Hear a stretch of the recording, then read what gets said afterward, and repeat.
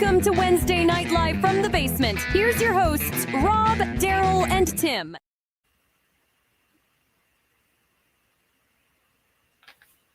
Guys, was that intro as glitchy for you on your end as it was for me?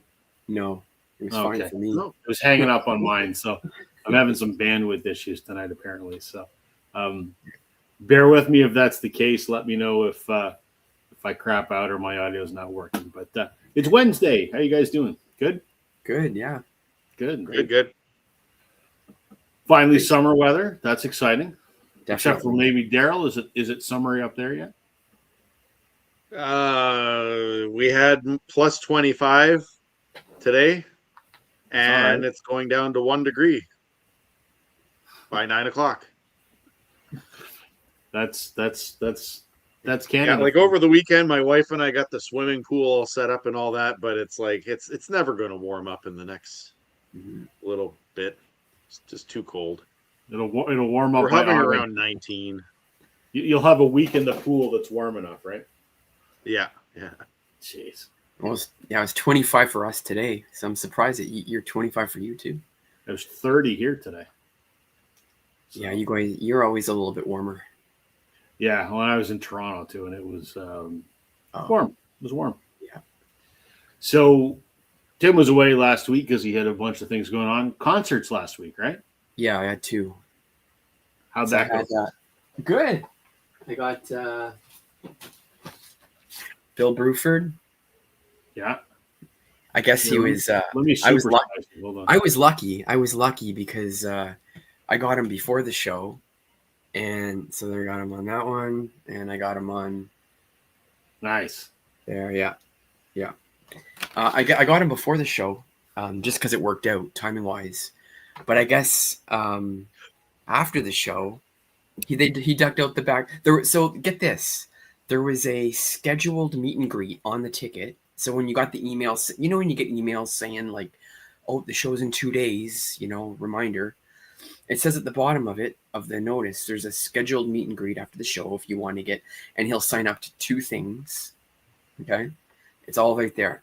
You go to this, we got inside, we were sitting up pretty close, and you know how they tape a set list to the stage. Well, there was no set list tape, but there was a part 1 from 8 to 9:15, part 2 from 9:15 to 10 o'clock, meet and greet.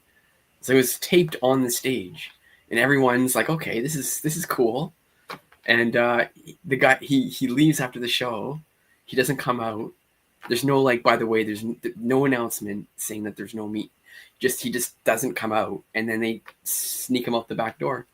That sucks. Yeah. So I was the only one in the city that got him. Yeah.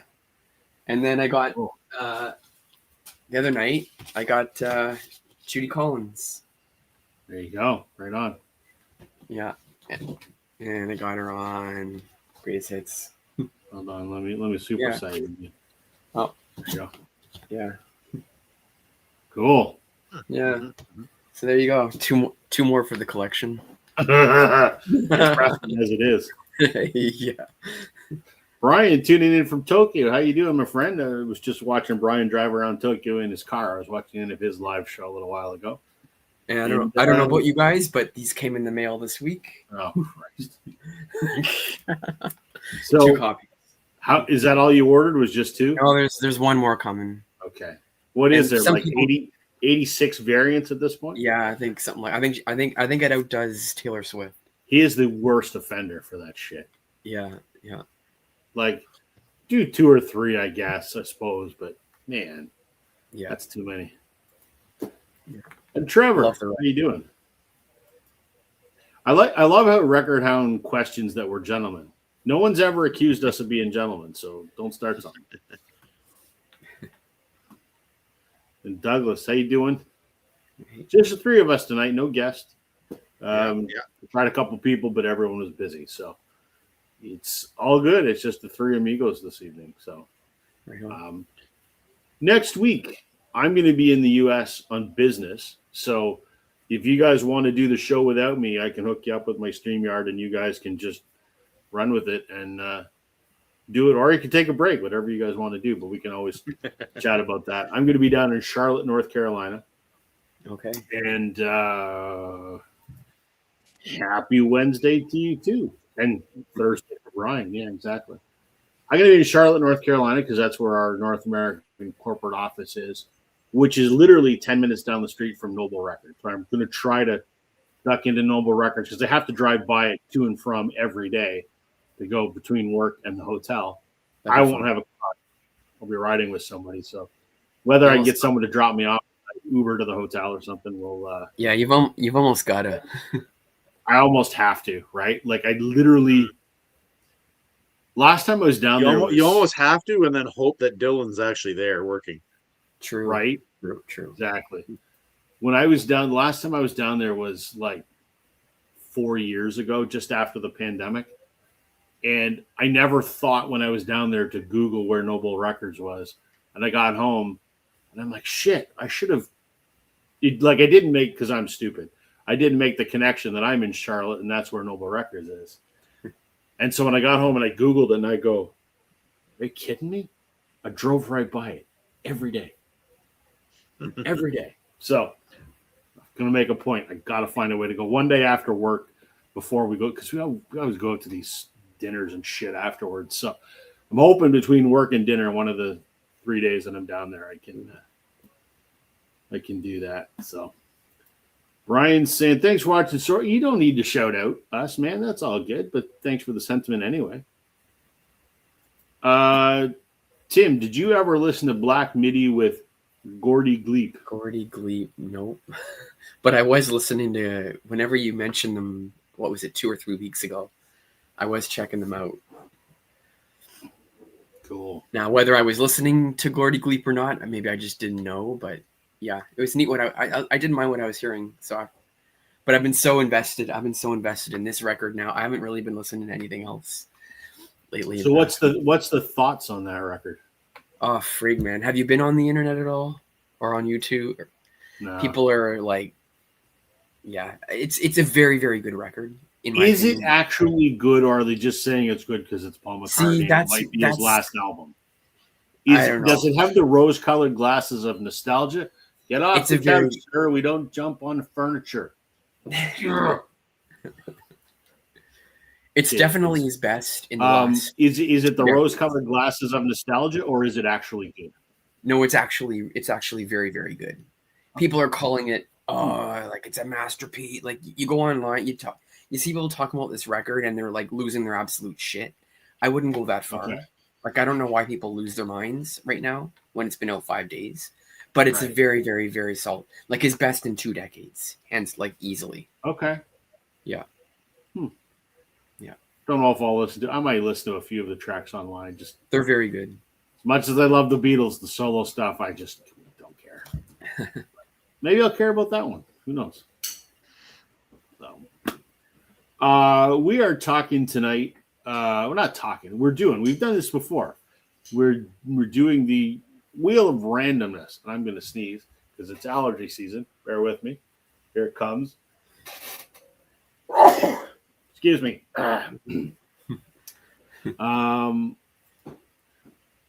on. Come on, StreamYard. This Mac album was probably inspired by him receiving his old Hofner bass. Yeah, it could be, which is cool to think after all those years you got it back. That's cool. So yeah, tonight's Gesundheit. StreamYard is being very glitchy on my end, so I apologize. I can't make the comment disappear, so that's fun. So we're doing the Wheel of Randomness, which, to refresh anyone's memory, it looks like this is giving me nothing but problems here. Come on. It is not wanting to show this. I apologize, people. Bandwidth issues tonight. Everything is lagging. Can you guys see that now? Yeah. The wheel? Yep. All right. So this is what we're doing tonight. I can hide that comment. There we go.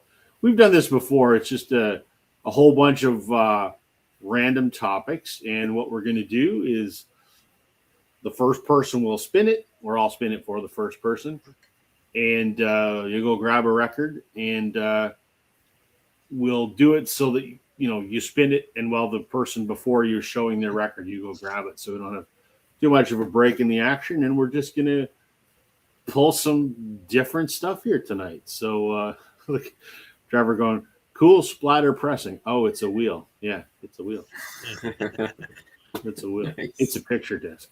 So, who wants to go first? Tim, Daryl? Kind of do two in a row anyway. Daryl always follows me. He's like, yeah, let's keep that because I can never remember whose turn it is. So if Daryl goes, I remember that I'm next. So right, let's do that. So we'll put this up here, Tim, and I'll give it a whirly spinny for you. Yeah, you can see that. And then we're gonna spin Daryl. Yeah. So we'll spin yours first, and I'm going to remove each selection so we don't get duplicates. Let's see what this comes up with here.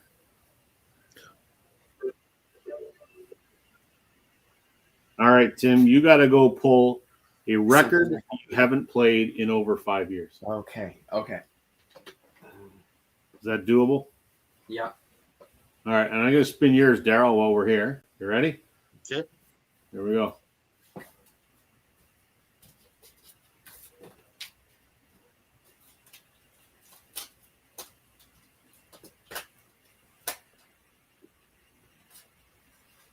An album from the year you were born. Okay. We can do that. All right. And then I'm going to do this. And there you can look at my stupid, ugly face while those guys go and pull records. Yes, we're spinning tonight. There's Ryan. How you doing, sir? All right. Welcome. All right. This one's probably one I haven't played in about 5 years.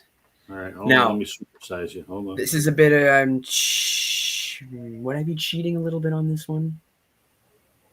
I may have heard a track or two in the last 5 years, but I haven't listened to this in 5 years at least. So I've got a band from the UK. Where in the UK, I don't know. I first actually heard about this band during the Winter Olympics when they were all done. This is in 2006. And I don't know how long the band existed before 2006, but when the closing ceremonies were out and CBC was closing off their productions of the Winter Olympics for that year, their send-off, they were playing a song from this band. I'm like, I like that song. Who are these guys? And it was a song off this album, which I still really enjoy. And that is Keen. Okay. Heard of Keen? I know the name. I'm not sure why I know the name. They're kind of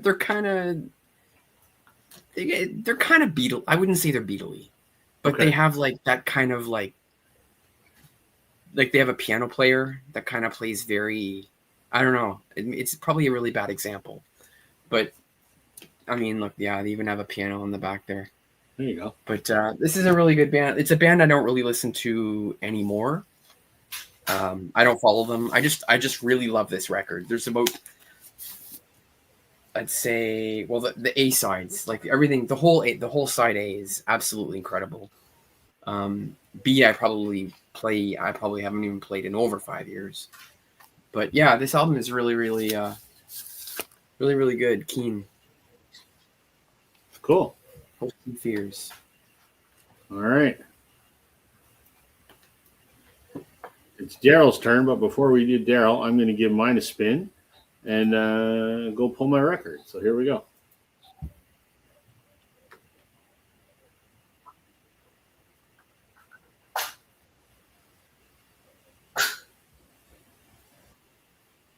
Oh, why did I buy this? Okay, that's cool. Okay. So Daryl is going to show a record from the year he was born, and I'm going to pull something. Why the hell did I buy this? I'll be right back.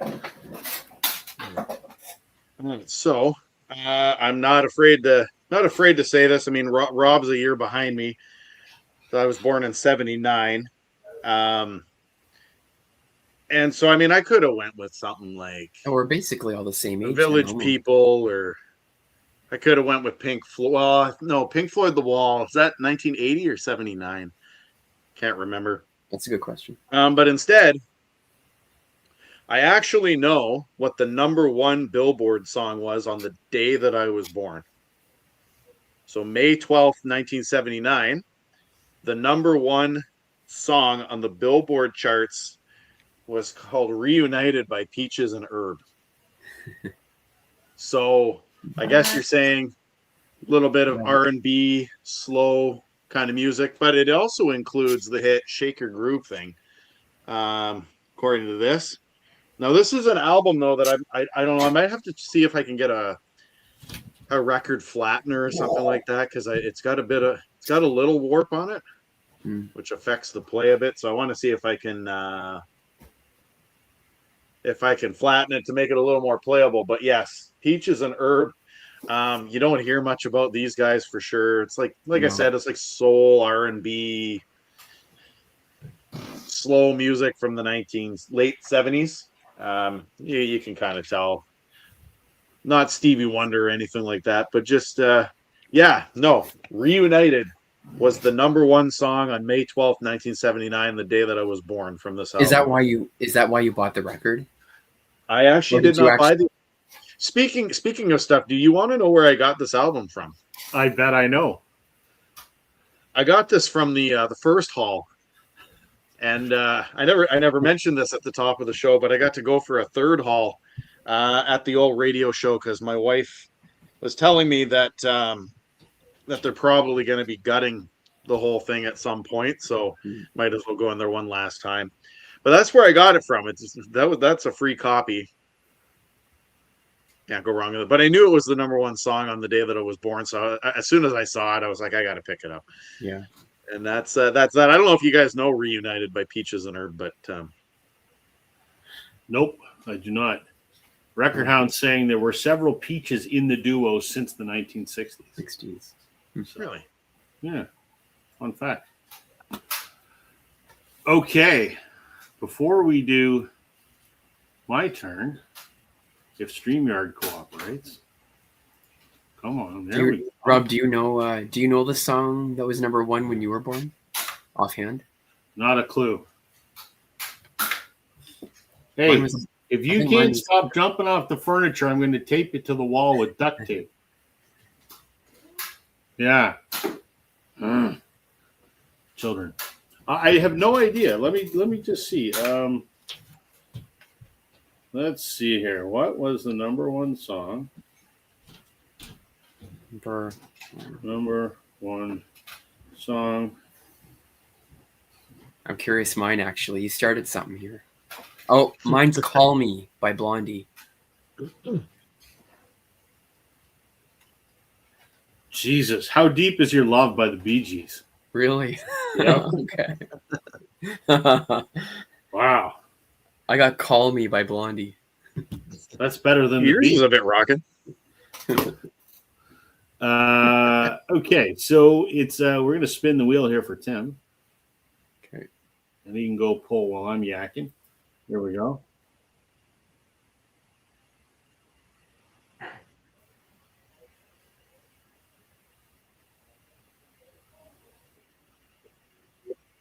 Album you've never shown before.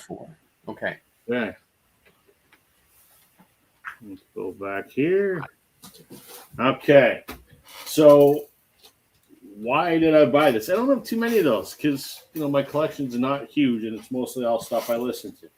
I actually know why I bought this, but I could get rid of this album tomorrow and I wouldn't care.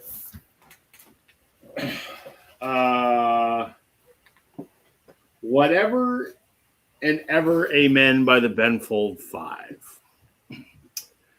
I was in my one of my favorite local-ish record stores, and I saw this on the wall.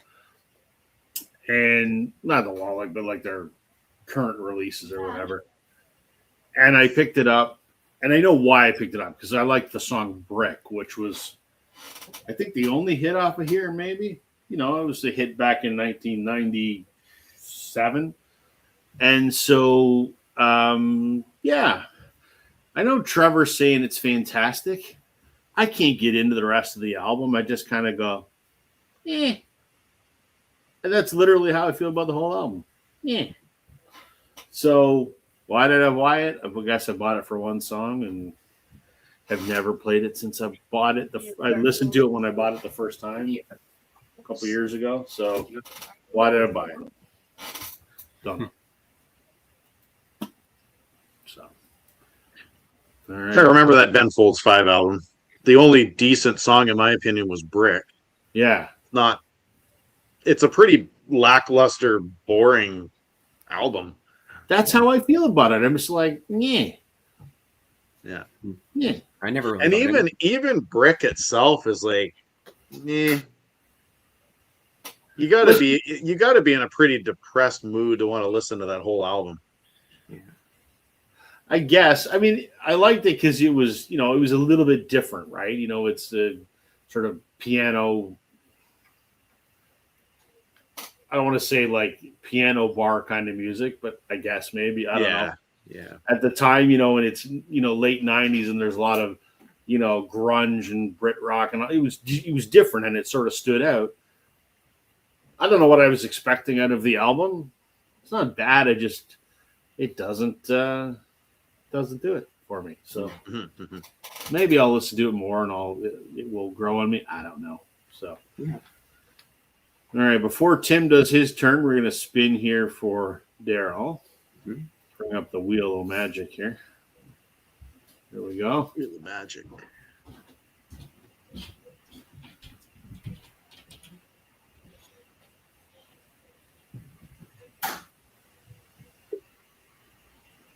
An album you think everyone should hear, and it better not be Nickelback.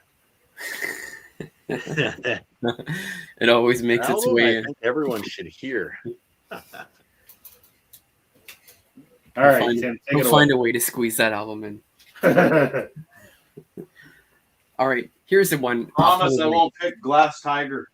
Yeah, here's one I've never shown. No reason to show, but again, this is another. I don't really listen to the whole record. I bought it just for the memories more than anything, and it is autographed, but it's the guy is really eccentric. Like he's a weird dude. But the cover is awesome, and if anyone remembers Green Jelly, do you guys remember Green Jelly? Yes. Not by the hair of my chin. Oh my god! I forgot with the claymation, video there. Yeah, yeah. So, like the cool, like it was I believe it was a record store day. That is an amazing album. Yeah, and Maynard Keenan from Tool is on it. Yeah, and that's right. Pigs. That's right. That's right. The three little pigs. So the singer came to town at this dive bar that's now closed. It doesn't even exist anymore. I got him to sign. He was really cool, nice guy, but he's weird. He's definitely weird.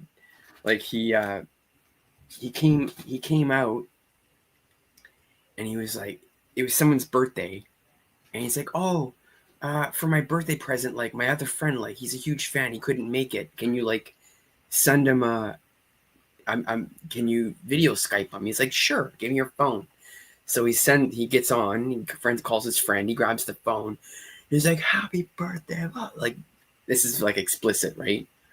I'm gonna your mother. He was like, it was very uncomfortable. but he was really like, he was nice though. Just weird guy, really weird guy. But yeah, I don't think I've actually listened to the whole album, to be honest. I just love a couple of tracks off here. One being, I remember. Do you know the song? Do you remember the song "House of Teenage Rave" on there? No, I don't. Okay, that's on the B side. Yeah. Play it after the show. Okay. And tell me what you think. If your mother had walked in while you were listening to that song, what she would have said. Okay. And then I'll respond with what my mother said. House Me Teenage Rave, that one? Yeah. Okay. Okay. Remind me after if I forget. But I mean, the art is awesome. Great. Yeah, all the shit blob in the bottom corner. Yeah. Total Yeah. dookie. And I don't know if is it on Serial special... Killer's an amazing song too on there. It's on. Look at this. Furniture. It's pretty I'm cool. not telling you again. It's like a... Is that one of those Look at that. snowflake splatters? Oh, Yeah. that's cool. Neat, eh? That's awesome. Yeah. I had that when I was a teenager. It's on CD. It was so good. Yeah. I loved the video. for it. There's a follow-up album. I forget what it's called. But there's a song on the second album called The Bear Song. And if Okay. memory serves me right, it's on like Dumb and Dumber or something like that. Okay. Maybe we'll have to give these guys a re-listen.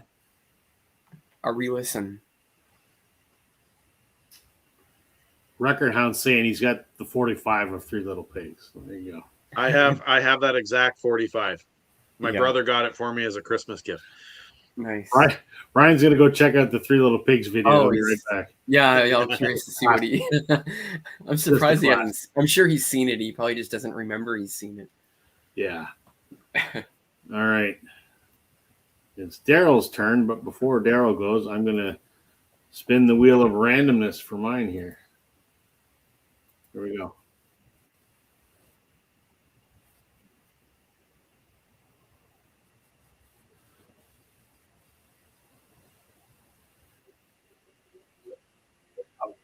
Band from the neighboring province. Oh, I know what Okay.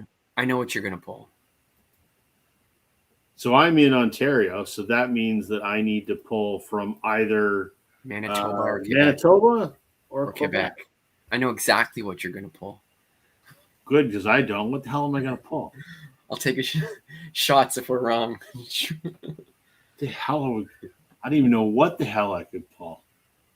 Well, I got one idea. Okay, take it away, Daryl. I gotta Google something, and then I know you've got one.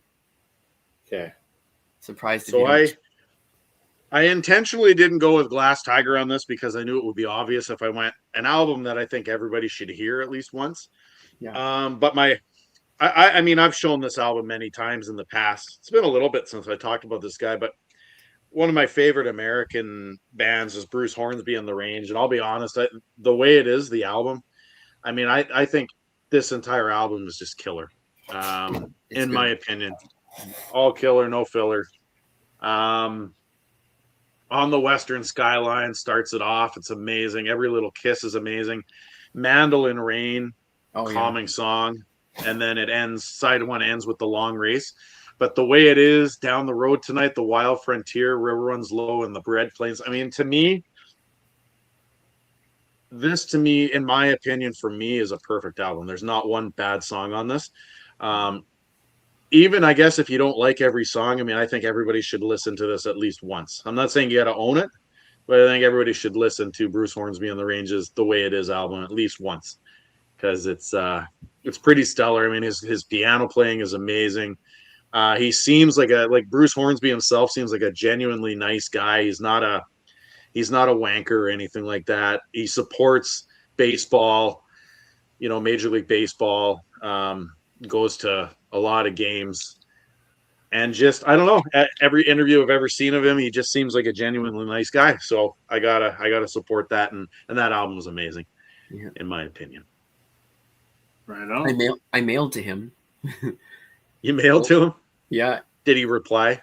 Yeah, he sent. Yeah, I just like, hey, if I send you records, would you send them back? And he's like, yeah, absolutely, send them here. So it took about 6 weeks, and yeah, that's cool. So, speaking of Three Little Pigs, I'm smoking a pork loin right now. Great, we'll be right over. That Hornsby album is really well recorded. It is, yeah. A lot of 80s albums I find are very well recorded. From the 80s particularly. Yeah. Okay. Before I do my turn, we're going to spin for Tim here. So let's hit this button. And then let's hit this button and see what the Wheel of Randomness brings up here.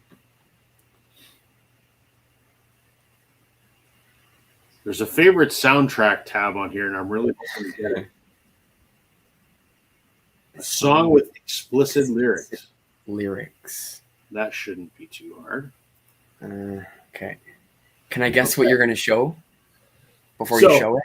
I went to Manitoba. Yeah, I know. You went specifically to Winnipeg. Yes. Yeah, I know. My first inclination was to go to Quebec and do Leonard Cohen. Okay. But then I'm like, no, that's too easy. I'm gonna go to Manitoba. And then I thought I could do Crash Test Dummies because they're from Manitoba.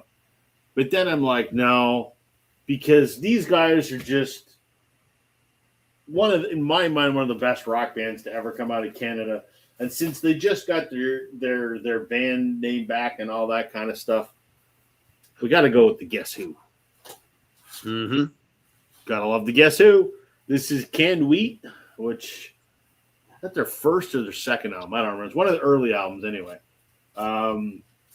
No Time, Laughing, Undone. I mean, holy moly. Yeah. Love it. This is an OG that I picked up that is in relatively phenomenal shape. The record's pristine.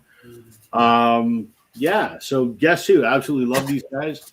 I saw them on the last reunion tour that they did that was a true reunion tour that had Bachman, Cummings, Peterson, and Cale. I think. Anyway, it was around 2000, and that was fantastic.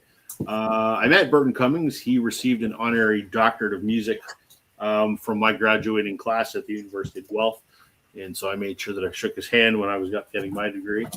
But yeah, Winnipeg's finest and one of Canada's best. I guess you. Your copy is a lot nicer looking than mine. Mine is mine was a radio show special that I got, and it plays well, got crackles and snaps, but the cover is a little worn on mine. This has a little bit of ring wear at the top and a little bit at the bottom, and that's it. There's not a mark on it anywhere. And yeah, I got this just recently, last year. MGK Boston and I went to a record show here in my hometown because his in-laws live not too far from me, and we went to a record show. And I think I paid like $10 for that. So yeah. Brian is saying that video, Three Little Pigs, took me way back. Yeah. So You'd good. be more than welcome here if you were in southern VI. What's VI? Virgin Islands? Oh, I would love to go to the southern Virgin Islands. That'd be fantastic. Let's go, guys. Is that what that means? I don't know. Vancouver Island? Or Vancouver Island? It's got to be Vancouver Island. Virgin Islands would be nice too. I love British Columbia. I've never been to the island though. I've spent a lot of time in the Lower Mainland. I'd love to go to Vancouver Island.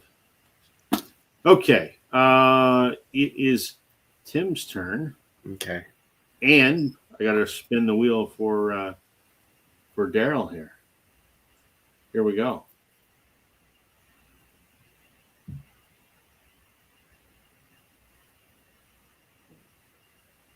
What do we got?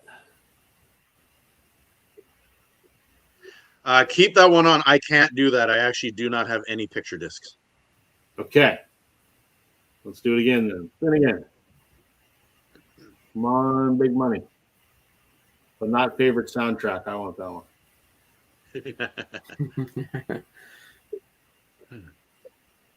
Album you cherish. I think I know what you're going to pull for this one. Okay. You might know what I'm going to pull for, and actually I'm going to talk about something else about that too. Okay. Yeah, see, Vancouver Island. There you go. What? Hold on a minute. I cut Randy's hair last week. As in Randy Bachman, you cut his hair. No shit. Nice guy, longtime client. Gets at least 2 haircuts a year. Oh, man, that's awesome. Really? I would love to meet Randy Bachman. Cummings was cool when I met him. That's cool. I should find my picture of that. It's around here somewhere. All right. Take it away, Tim. Okay. Well, for this one, I didn't want to think too hard. Explicit lyrics. So I went to my very, very short rap section because I knew. I mean, you can't go wrong, right? It's a What are very you talking small. about? They're swearing in rap music. Yeah. Stop. What are you talking about? Anyway, so it's kind of the easy way out. I couldn't really think, so I think might have shown this before. But how can you go wrong, right? NWA. And it's signed too. Too many memories. Yeah, I got Ice Cube on it. How'd you pull that off? I'm almost surprised when you show a record that isn't signed at this point. Oh, yeah.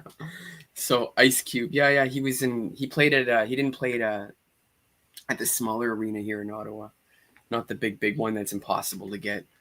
So he was. Yeah, he was all right. He was really nice, actually. He was really cool. But I mean, yeah, this record is just. It's just nostalgia. It's just a nostalgia trip, right? Came out at the right time. I would have been like 12 or 13. When did this come out? Early 90s? Does it have a... Oh, 88. Oh, shit, I would have been 9. Okay. Okay. Yeah, but I kind of wish I would have got that because I would have shown, just for shits and giggles, I would have shown Taylor Swift because one of her albums has a parental advisory on it because of the language. Oh, I would have thought you would have went with the darkness. Well, it could have, but Not that's too easy. Why not? When that's what the kind of shit you think of when you think of swearing. But it would have been funny to show Folklore, which has a parental advisory. Yeah, and I love how one of the titles is literally, Yeah. Yeah. Yeah. You don't have to play Hangman to know what those 4 letters are. Yeah. Oh, it's a great record. I love it. I'm not the Really? biggest. Bachman lives on Salt Spring Island. That's hilarious because my great aunt, I think she's passed away now, lived on Salt Spring Island for years, like 30 years. So interesting. I've never been. Again, would love to go. I'm going to see. They're playing the Blues Fest. The Guess Who is playing Blues Fest in. Right on. I want to say the middle of July. So I'm gonna go to that. Cool. Yeah. Right on. I mean, I've seen Randy alone and I've seen Burton alone, but I've never seen them on stage together. They have chemistry. It was almost 30 years ago that I saw them, but they were great. Okay. Before Daryl takes his turn, I'm going to spin the wheel. What do you come up with? Come on, favorite soundtrack.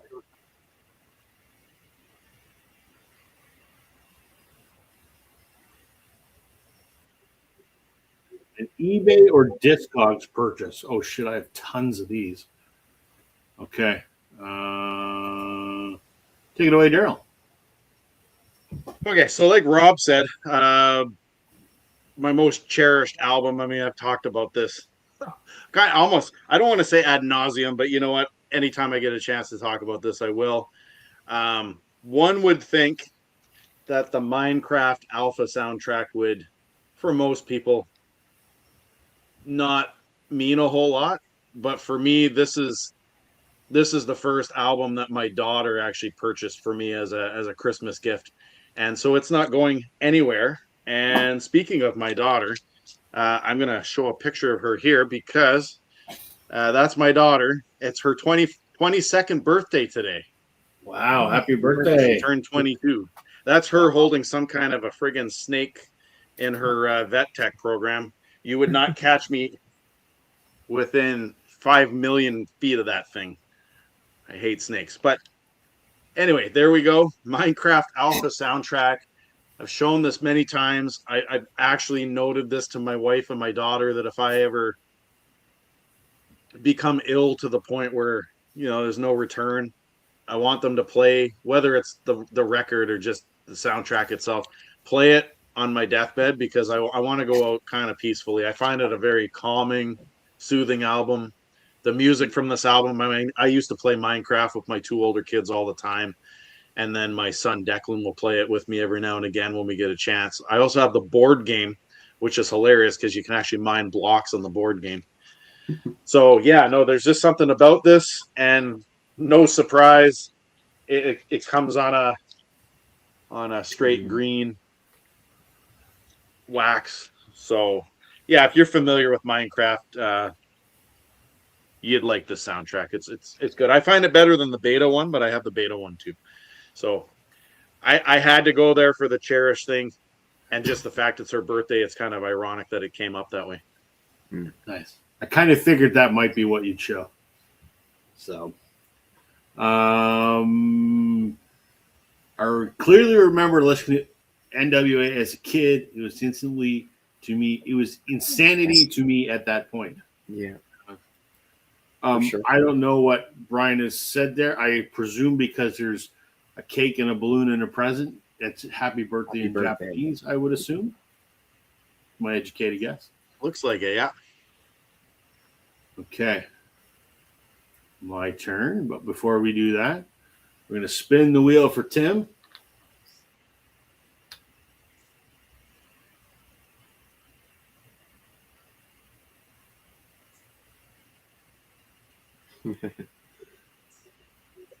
A record you doubt that anybody owns. Really? You think is that doable, Tim? All right. Oh yeah. Okay. So mine was an eBay or Discogs purchase. Tons of them. Hundreds, I would argue. But I'll show this because I don't know if I've ever actually shown this. And I don't think that anyone gives a shit other than me. But we're going to show it anyway. I'm a big fan of the Sadies, and this is In Concert Volume 1. There is no In Concert Volume 2 because they just never got around to it, and then Dallas died. There is a second Sadies live album with Rick White, but that's a whole different thing. So this came out in 2006. Crazy hard to find and crazy expensive. You know, when this does come up, it's like $250. It's something like that. It's kind of insanity. This is 3 LPs. And what this is the Sadies kind of doing their version of the band's Last Waltz. So for those that don't know, the band did a concert on Thanksgiving in 1976 or whatever it was, where it was kind of their farewell show. This was not farewell show for the Sadies, but what they did is the band started off, it was them playing some songs, and then some of their famous friends would join them over the course of the concert, and it was just a star-studded extravaganza. Well, that's exactly what this is if you're a Canadian music nerd like me. So this was at, where was this? This was at Lee's Palace in Toronto, and it was a 2-night event. The first night was the Sadies playing with the Good Brothers, who was their father and uncle, and some other family members. So doing some Sadies songs, doing some Good Brothers songs. And then the second night was them collaborating with or playing with a bunch of their collaborators. So Nico Case, Garth Hudson from the band is actually on here. The guys from Blue Rodeo are on here. Rick White, Heavy Trash, John Spencer, John Langford, Gary Loris from the Jayhawks, and the list goes on. Steve Albini, a bunch of folks. So it's kind of like them doing kind of like what the Last Waltz was, and it's absolutely stellar. It's fantastic. Even though it's a gatefold, it's a pretty boring gatefold, but yeah, I picked this up off eBay because I wasn't able to snag one back in 2006. But fantastic show. My good friend Bob plays on this album on a number of tracks. So yeah, eBay purchase. I'm still always looking on eBay because there's still 3 Sadies records that are very hard to find. And one of them, Tales of the Ratfink, is my grail at this point, but don't know if I'll ever grab one. So there you go. There's an eBay purchase that I talked way too long about. Nice. Yeah. Julie, welcome. Thanks for joining us tonight. We're doing the Wheel of Randomness, which means it's Tim's turn right now. And before we send it to Tim, we're going to spin the wheel for Daryl. So here we go.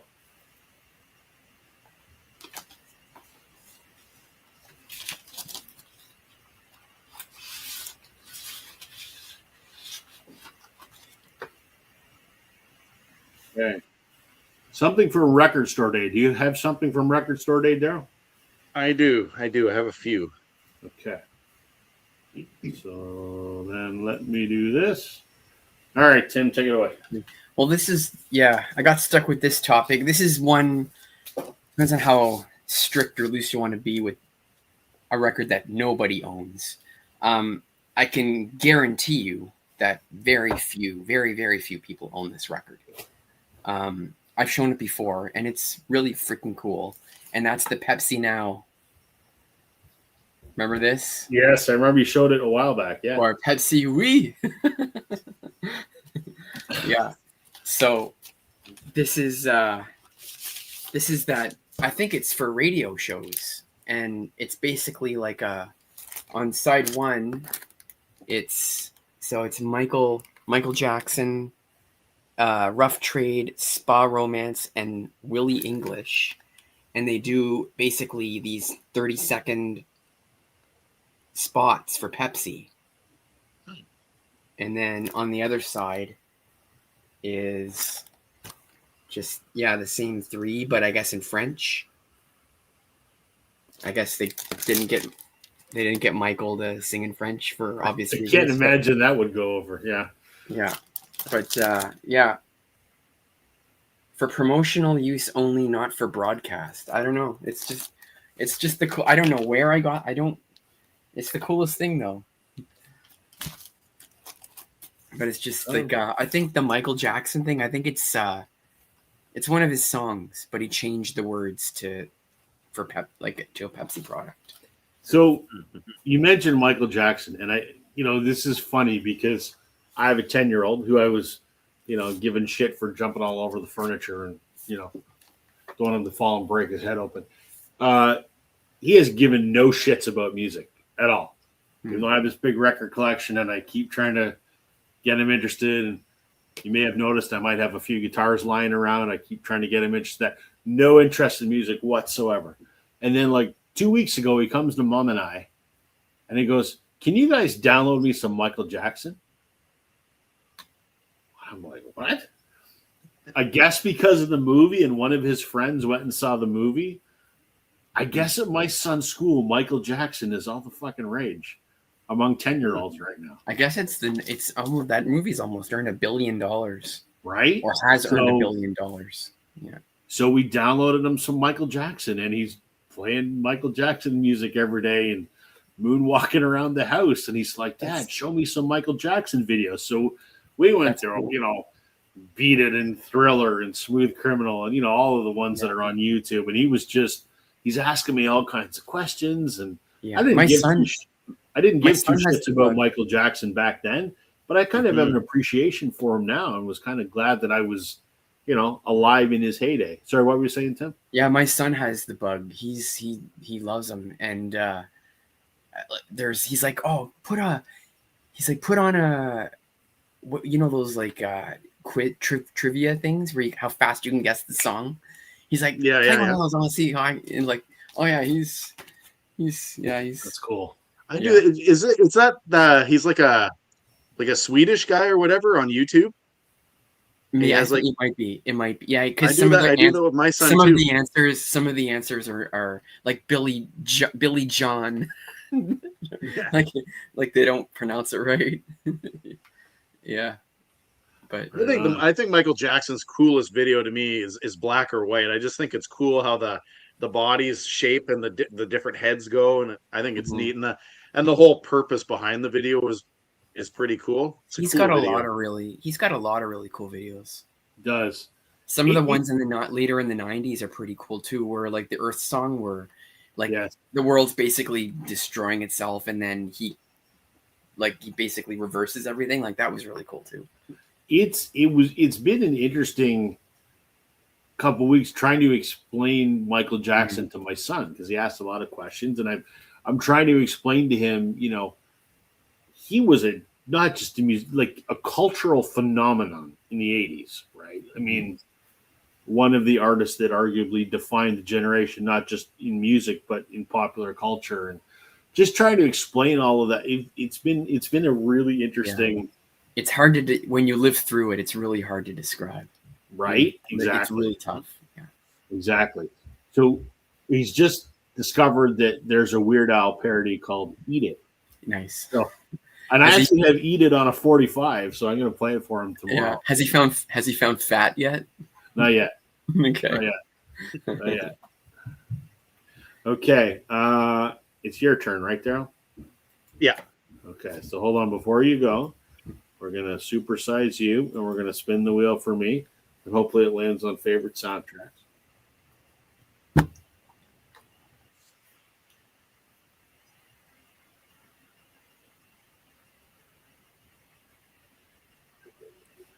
An 80s record. Okay. Okay. Daryl, away you go. Okay, so record store day purchase. I have two of them. One I got on my own, and one I paid Tim to buy for me. Oh, hey, right on. Nice. But I'm going to show the one that I got from on my own because I showed the other one. Was it last week? I think it was, or the week before. So record store day 2025. I would like to say I got this one. So Canadian, I'd say hard rock band, but maybe in the early days they were like tailing off of the whole hair metal ballad thing as well. Canadian band called Harem Scarum. So this is their anthology album, which was a record store day purchase that I got, and I love this. Greatest, I guess we would call it greatest hits from the first maybe. Yeah, this is a 2025. So it is a gatefold. Band logo and all that in there with the lyrics. But I mean, I mean, the easiest way that I can describe these guys' music is just like I said, it's kind of like tailing off of hair metal ballads, and but there is some rock. The reason that I heard about these guys early on in the 90s, I never owned any of their albums or anything, but there's a song, it's actually the opener, No Justice, and I used to have a comp CD when I was in high school and had all kinds of metal music and stuff on there, and it was on there, it was featured on there, and it was the band's first single that they released, and I think the reason that it was on there was to try to promote them. But slowly slipping away, honestly, those are kind of like ballads, but then Blue, If There Was a Time, a little more heavy. But then the second side, I think, is more like their 2000s music, so it's a little bit heavier. Weight of the World, Karma Cleansing, Higher. So yeah, this was a record store day purchase. It's on clear vinyl, and I was really happy to get this because, I mean, we talk about Canadian bands and stuff, but not a lot of people know these guys. So I do try to promote them if you're into the early 90s, I don't know, rock, hair ballad type music. I mean, I'm not saying they're Firehouse or anything like that, but it's kind of like that type of music. So it's cool. If you haven't checked it out, definitely give it a shot. Anthology Volume 1, though I don't think they have enough hits to do a volume 2. I was going to say, do they have enough for a second? I don't think so. Okay. We're going to spin the wheel for Tim here. Come on, big money.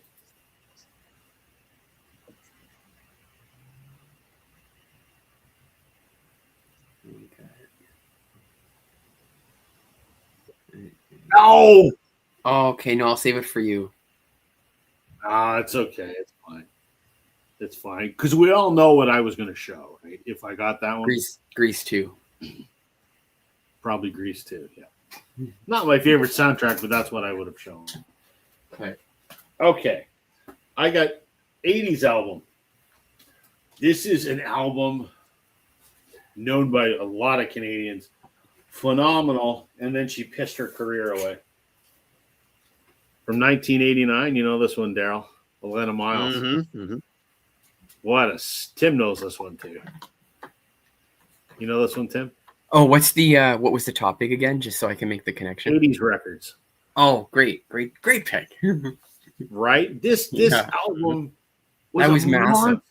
Monster on Canadian radio. Came Yeah. out in 1989. This is a gold radio promo, which has the hype sticker on it. This is her self-titled debut, 1989. I mean, my American friends will know probably, I think, the song Black Velvet, because I think that was a hit in the States as well. But this album, Love Is, Black Velvet, Rock This Joint, Lover of Mine, Kickstart My Heart, were all radio hits in Canada. Like 5 of 10 tracks on here were radio hits. Yeah. Phenomenal, great female rock and roll. And then she did her follow-up album. I forget what it's called. Got a horse on the cover, which was nominated for a Grammy, but it did absolutely nothing. And her career disappeared after that, and she developed a cocaine habit and washed up and plays dive bars now. I have a friend that played guitar for her for a little bit. Such a shame. Could have been phenomenal. It was just one of those. It was a monster hit right out of the gate. Never ever lived up to the hype of the song Black Velvet. But the whole album is just stellar, start to finish. If you like the song Black Velvet, the rest of the album's just as good, I think. She's kind of like I wouldn't compare her, but she's kind of like she kind of opened the gate for like Amanda Marshall kind of thing. Yeah. Kind of. Yeah. Sash Jordan would be in that same sort of. Yeah. But again, those are Canadian references that I don't think many of our American. I don't know, like. I don't know. You can't really. Joan Jett without the attitude, I think. Maybe. Yeah, Joan Jett, mild. Joan Jett, mild or light. Yeah. Joan Jett, light. Exactly. Lita Ford, light, maybe. Yeah. Right. And spend way too much time chasing Chris Ward. Absolutely. Yeah. So, yeah. I saw a video on YouTube recently. Someone made a video about how she got screwed out of the business. And I'm like, I don't know if I necessarily believe that narrative. But you just think what could have been.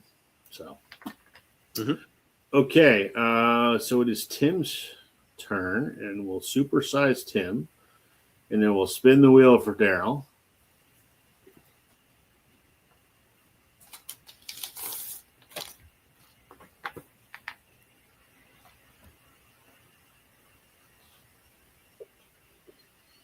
Someone from Live Aid 1985. Is that doable for you, Daryl? Yeah. I just got to think on this one. Okay. All right, Tim, take it away. All right. So I don't have a lot of like soundtracks in terms of like song compilations. You know, like for example, Grease soundtrack to Grease 2. Whatever. Dirty Dancing or Grease like 2. Grease 2 or so, but the soundtracks I like are scores. Like I kind of grew up in music school. I did some music school and university and was big into classical and whatever, and I love film scores, love them. And my favorite movie of all time, if not my second favorite, my two favorite movies kind of flip-flop on any given day. I can't. But this is my absolute favorite movie of all time and favorite soundtrack of all time. And that is Gladiator. This Hans Zimmer has produced some of the best film scores ever. He's done like he's done Interstellar, Hannibal, Rain Man, Pearl Harbor, what are the big ones I'm forgetting? Inception. He's done like 20 or 30 movies. Anyway, this is like his opus. I don't know if anyone listens to film scores, but this thing's a masterpiece, absolute masterpiece, front to end. Cool. And, yeah. What's your other favorite movie? Star Wars? Amadeus. No, Star Wars is the right answer. Oh, that would be probably my third favorite movie, actually. Oh, okay, fair enough. Yeah. Which has a good cinematic score. Yeah, it does. what is your take on the whole Disney Star Wars? Okay, let's we're getting down to some important stuff now here. Yeah, I know. Yeah.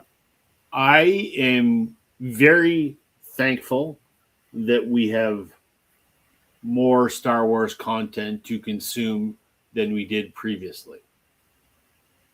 With that said, the increased rate of consumption makes it a little less special when something comes out, right?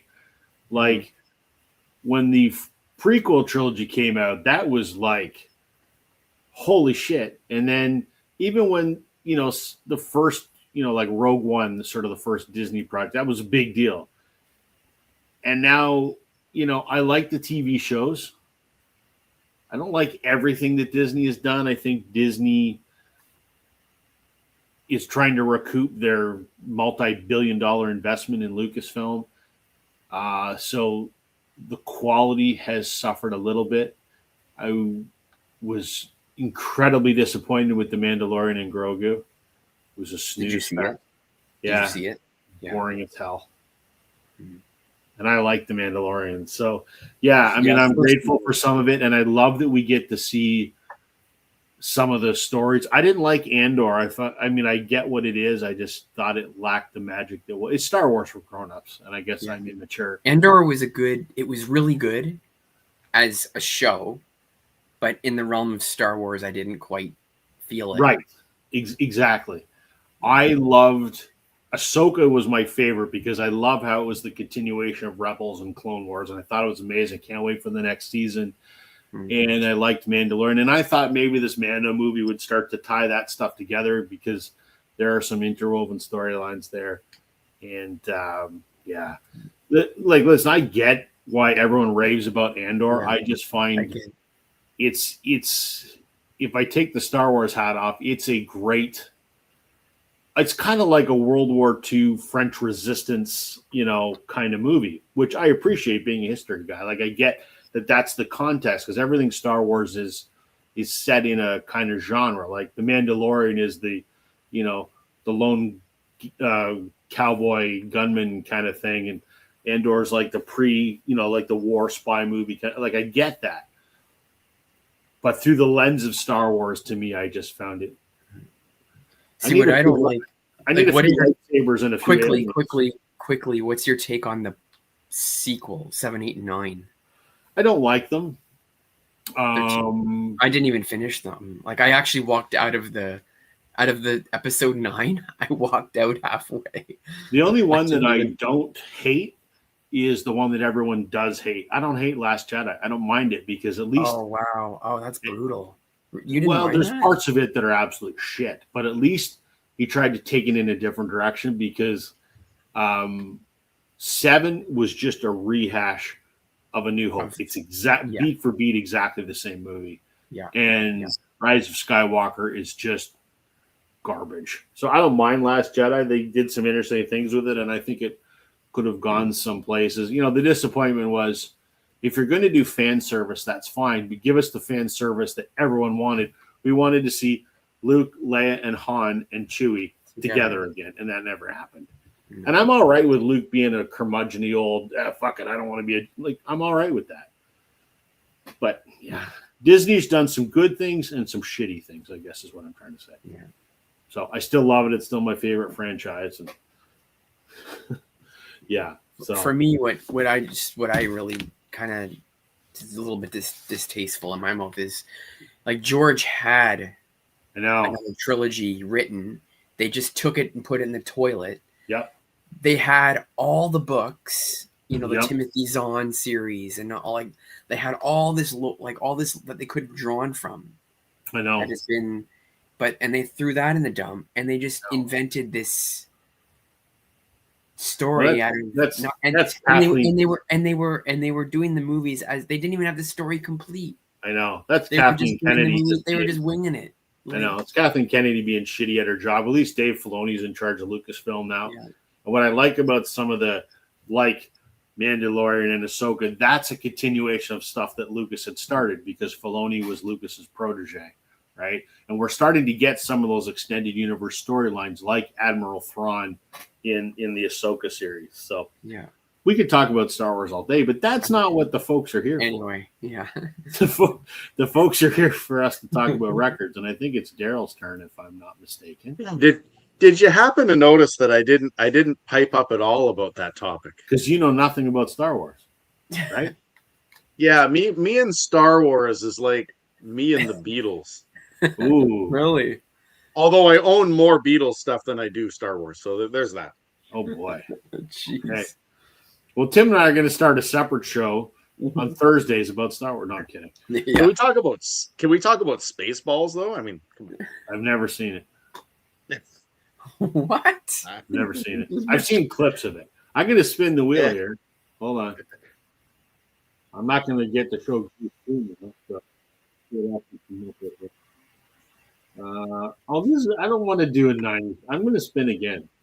My show, and I can do this. I just did a decade. I want to do something different than showing a decade. So these were all topics that the three of us picked. Just put a list together off the top of our heads.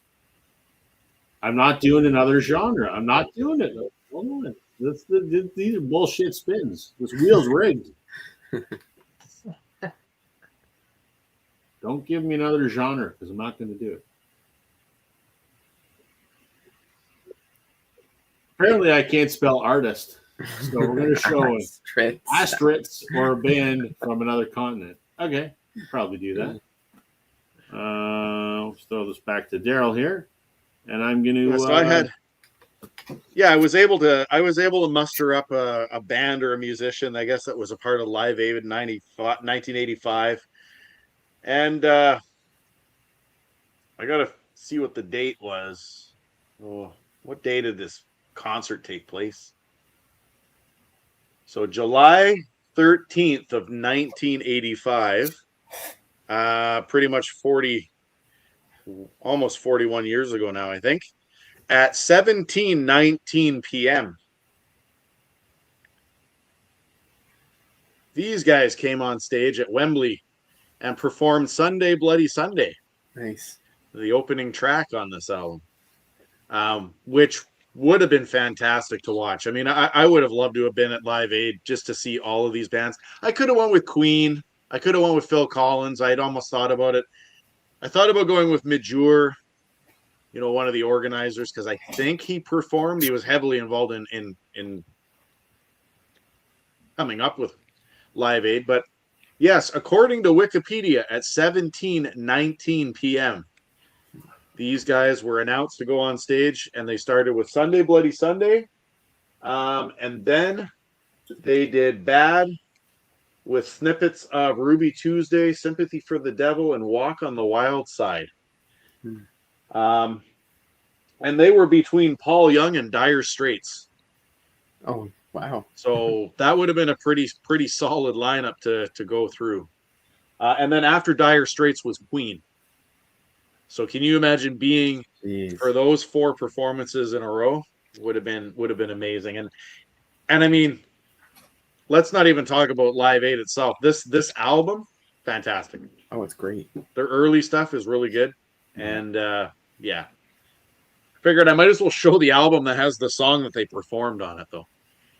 So their later stuff, War. Their later stuff's good too. Bonus points. Yeah. Just because it's so bad, I've honestly thought about buying. I've thought about buying Zooropa. I have it. I have it too. I've got an OG from 90, whenever the hell it came out, and that's cool. I have listened to it this many times. Twice. Yeah. I listened to it far too many times. I'll have to. I said I'm going to sit down and do it one of these days, but maybe tomorrow. I'm working from home tomorrow, so we'll see. Okay, it's my turn, and we're going to spin the wheel for Tim. There we go.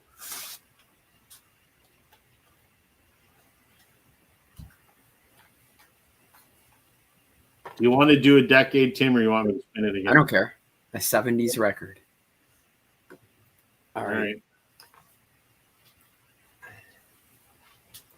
I'm on StreamYard. There we go. Okay.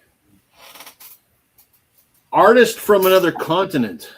I could have done many things. I just thought about showing the Beatles because Daryl's such a big Beatles fan. I could have shown the Stereophonics, which I've got several of, courtesy of our friend of the channel, Chris Mann. He sent me some Stereophonics, but I've shown them recently. I could have gone to Australia and shown. I have a couple Australian bands, although the name Jet, for example. What else do I have? I don't know.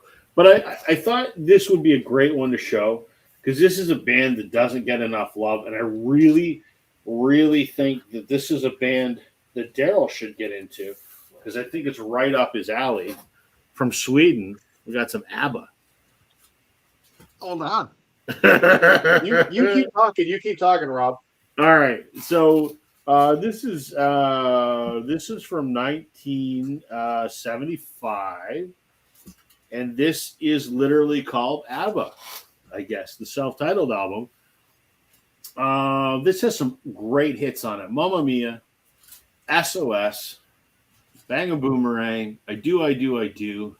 Great song. I love them all. I've said it before, I'm a big ABBA fan.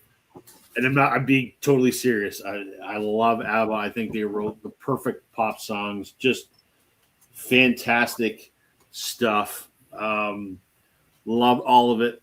I don't like Dancing Queen, but the rest of it, I'm all about it. And we keep bugging Daryl that he needs to get some ABBA. And I know what Daryl's probably know now because he went to the radio station and sent me some pictures on the weekend. I did, and I'm going to try to give them a chance. There you go. I'm going to try to give them a chance because I did go to the record station. I picked this one up. The album. But Rob convinced me that this is the best one. I love Super Trooper. I'm gonna give this one a go because I do like The Winner Takes It All. I will keep this album just for that song because I do like that song. That's a phenomenal song because that's there were two couples that were married, and that was written by Bjorn, and he made his ex-wife sing it. And it is, when you listen to the lyrics, just to make his ex sing that night after night, it basically says, "Fuck you, you're a bitch," is basically what it says. Like it's a beautiful song, but the subtext to it is pretty vicious, but an incredible song. I love the song Super Trooper. That is about a spotlight. Literally, a Super Trooper is a stage spotlight. So I love that album. That is my favorite ABBA album, followed by this one. So yeah, the blonde or the redhead? The blonde, absolutely. So we're referencing. Isn't that the blonde? Is that Frida? No, that's or Agnetha. Agnetha. I think that's how you pronounce it. Yes. Okay. It is Tim's turn. And we're going to spin the wheel for Daryl. And if I'm getting the order wrong, just shout at me.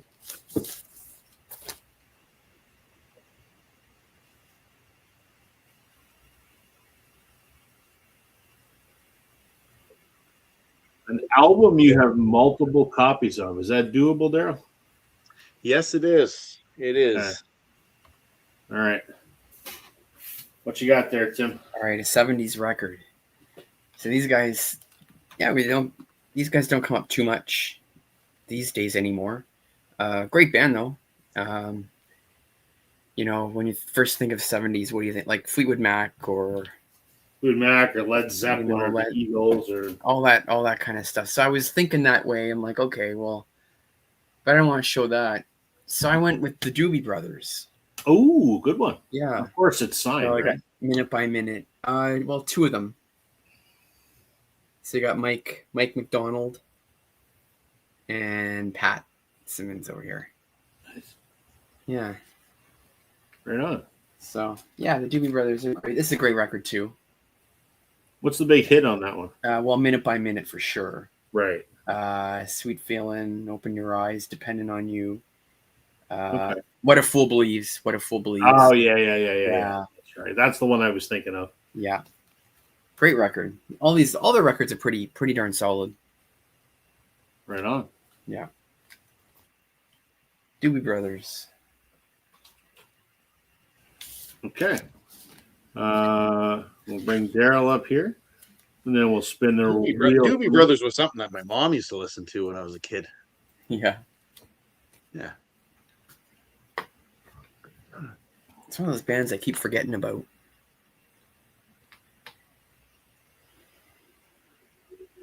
A record I bought in a thrift store. I have never bought a record in a thrift store. Okay. So we can't do that one.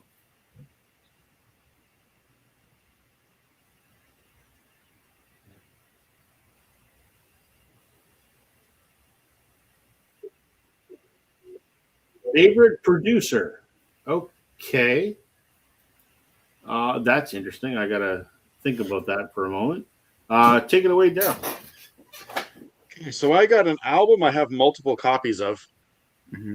Well, a couple of weeks ago, I showed my Goose Wings one where we were talking about our most valuable records. I have 2 copies of that. So I didn't want to show that because I showed it recently. However, unexpectedly, like I actually have many albums I have multiple copies of. At one point in time, I had 3 copies of the Cars Greatest Hits at one point. I gave one away to a friend. I still have 2 copies of that. But everybody's seen that. But one that you might not think that I have, because I don't talk about this guy and I don't talk about the band that he belongs in, that he's been in very often, is Lionel Richie. And I do have the Can't Slow Down album, just so I'm not cheating. I do have 2 copies of it. But this album is really good. I mean, it's soulful, it's R&B, it's slow music. It is a gatefold, so we'll show that. There he is. I don't know what he's doing, dancing on a pole of some kind. I have no idea what he's doing. But this is the one. I mean, it's got Can't Slow Down, it's got All Night Long, Stuck on You, Penny Lover, Running with the Night, and Hello. I mean, it's almost like a greatest hits album without being a greatest hits album. Yeah. So, do you have this album, Tim? I don't. The only Lionel Richie I have is the one with the orange background. The orange. Oh, yeah. I think I have that one. Is that dancing down there somewhere too? Yeah, that's the only. only. If Rob only has any Lionel Richie. I do not.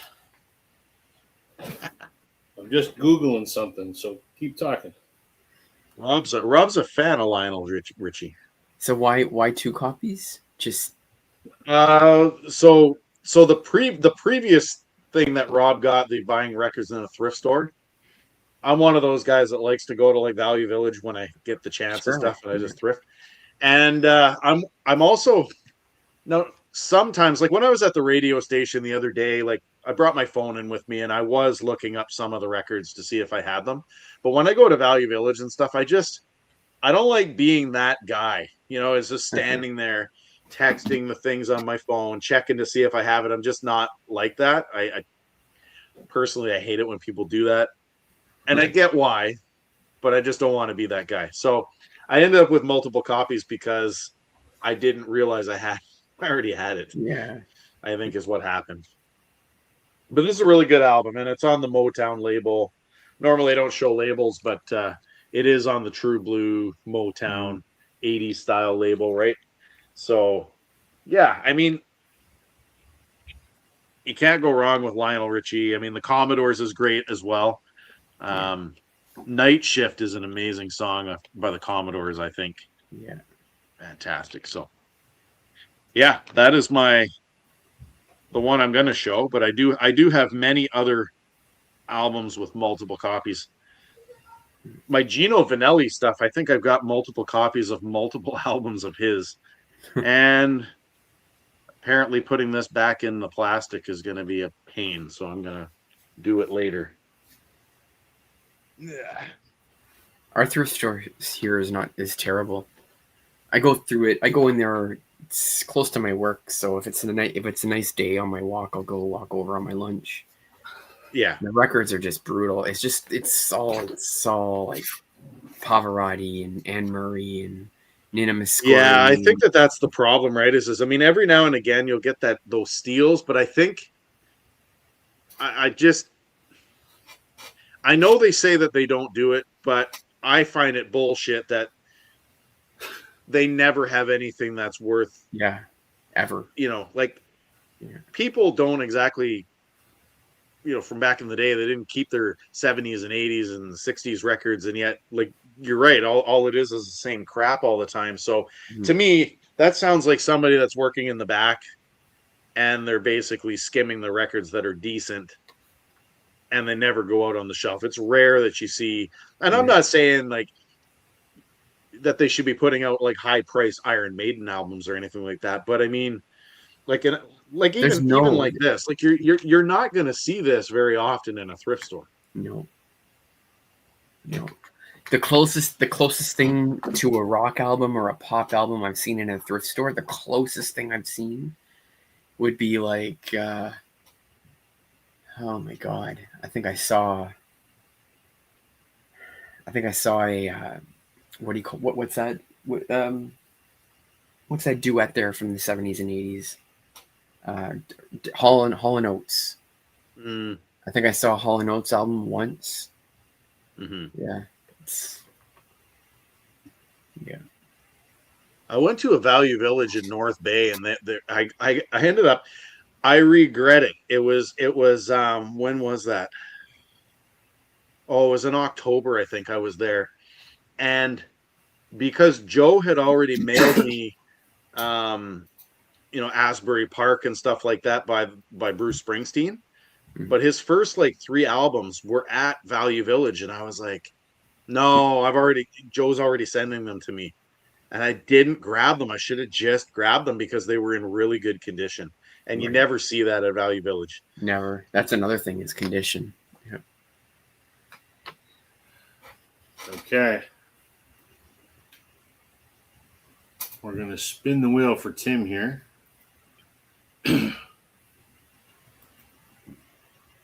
Apologize if you still want to come up with my question.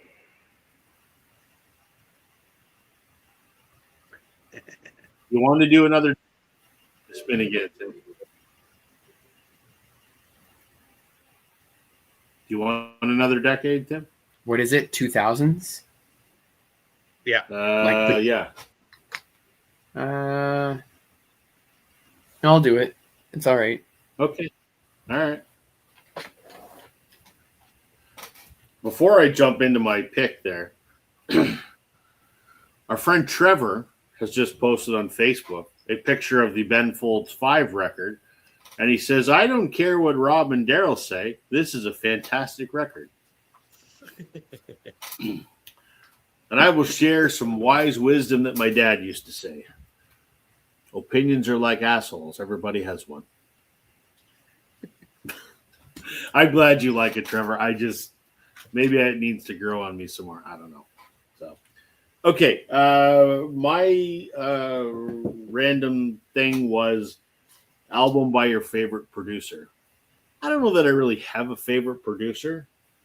I don't know that really sways me to buy a record or not. There are many producers that I like the albums that they have worked on, but I don't know if it's because they worked on them or because I like the artist. It's probably because I like the artist. The easy pick would have been George Martin, because I think he was a genius, and he's a big part of the reason why the Beatles are as revered as they are, I think. But I thought I would go this way because this guy's done a lot of production work, and he's also one of my favorite musicians. No, it's not Neil Diamond. This is Neil's Love at the Greek, and it says, produced by Robbie Robertson. I'm a big Robbie Robertson fan. I love the band.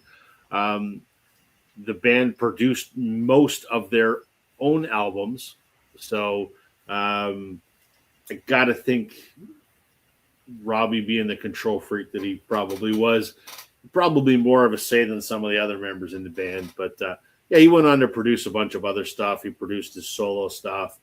He produced this Neil live record. So I'm going to go with Robbie Robertson as my favorite producer. But I don't really have a favorite producer. We always show the gatefold on here. So here you go. Neil doing his thing. You can't go wrong with a live Neil Diamond album because they're all fantastic. I had the privilege of seeing Neil about 15 years ago, and he was phenomenal. So there. And Tim is back. All right. Let's spin this for Daryl before you show your record there. Okay, here we go. Spin. No Nickelback.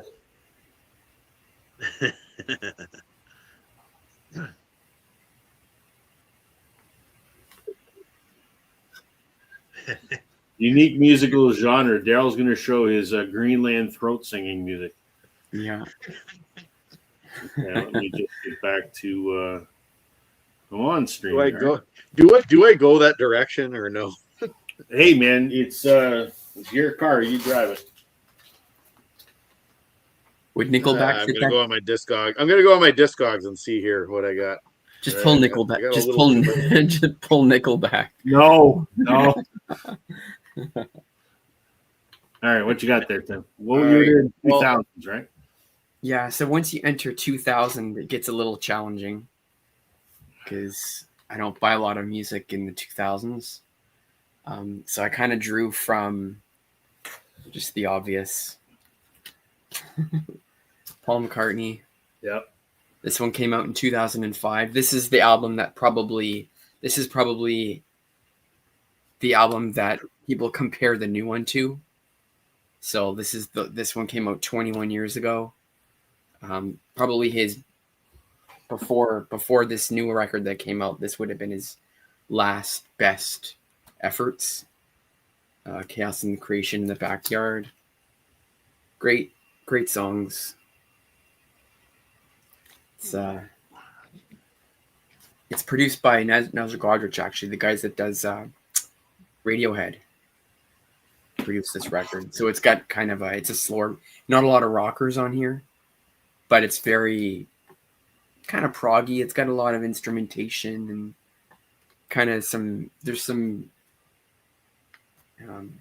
avant-garde kind of songs in here too, kind of that meander and go around, but also it has just straight up kind of your quintessential Paul kind of style songs on here.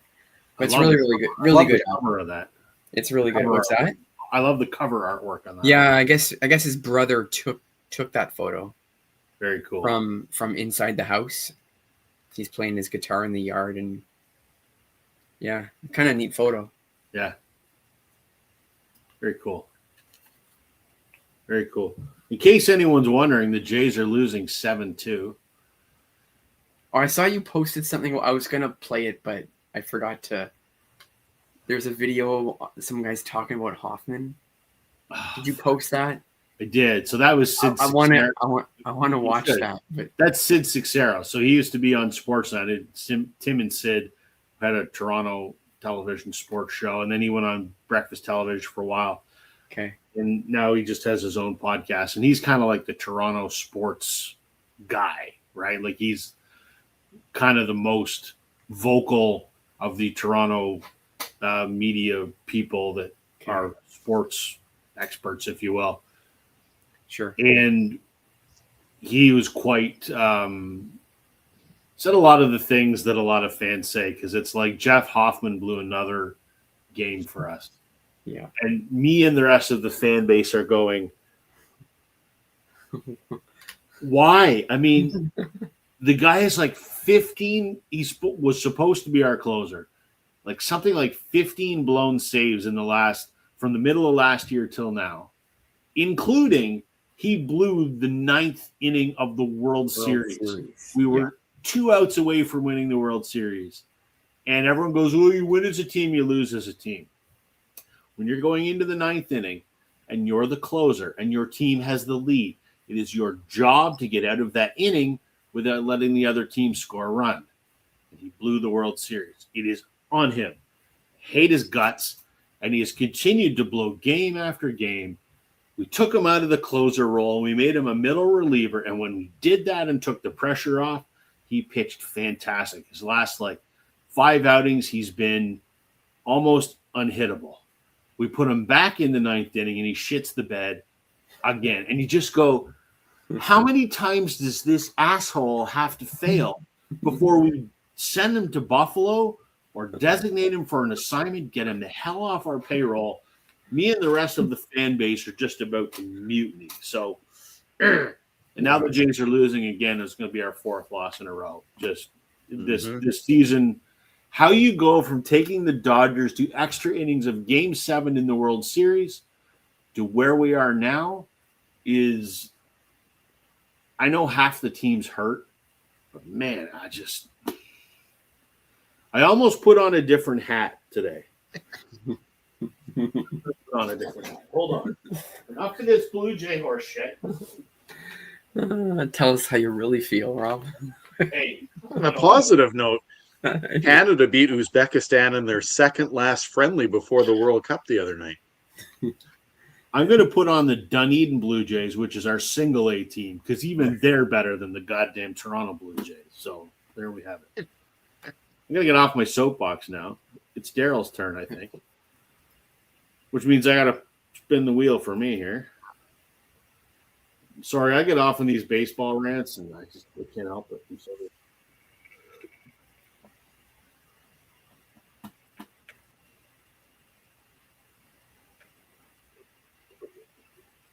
Someone from We Are the World. I don't want to do that one. I'm going to spin again because I can.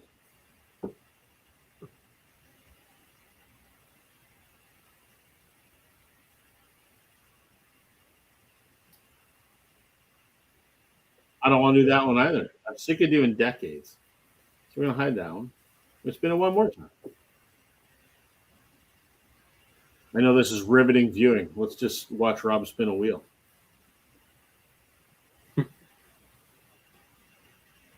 A record you never played or once at the most. I might be able to do that. Okay. All right, Daryl, take it away. Okay, so I got a unique genre, which I didn't go with my Greenlandic pop music or anything like that. I could have went that direction. I chose not to. I don't know if this is necessarily unique per se, but I would argue that there are very few, if any, bands or musicians anymore that do this style of music. It was a genre that was huge in the 60s, at least the mid 60s for sure. The Ventures, the Beach Boys, they were all into it. Jan and Dean. So I'm going to go with surf or surf rock music. I'm not saying that musicians don't, there's the surfer jets and stuff, but that's they're I guess in today's world that would be considered unique. There's not many surf bands. Which was popular in the 60s. So I guess I would go with this. And I mean, unfortunately with Jan and Dean, it's a tragic scenario where, literally the song Dead Man's Curve many years later was the,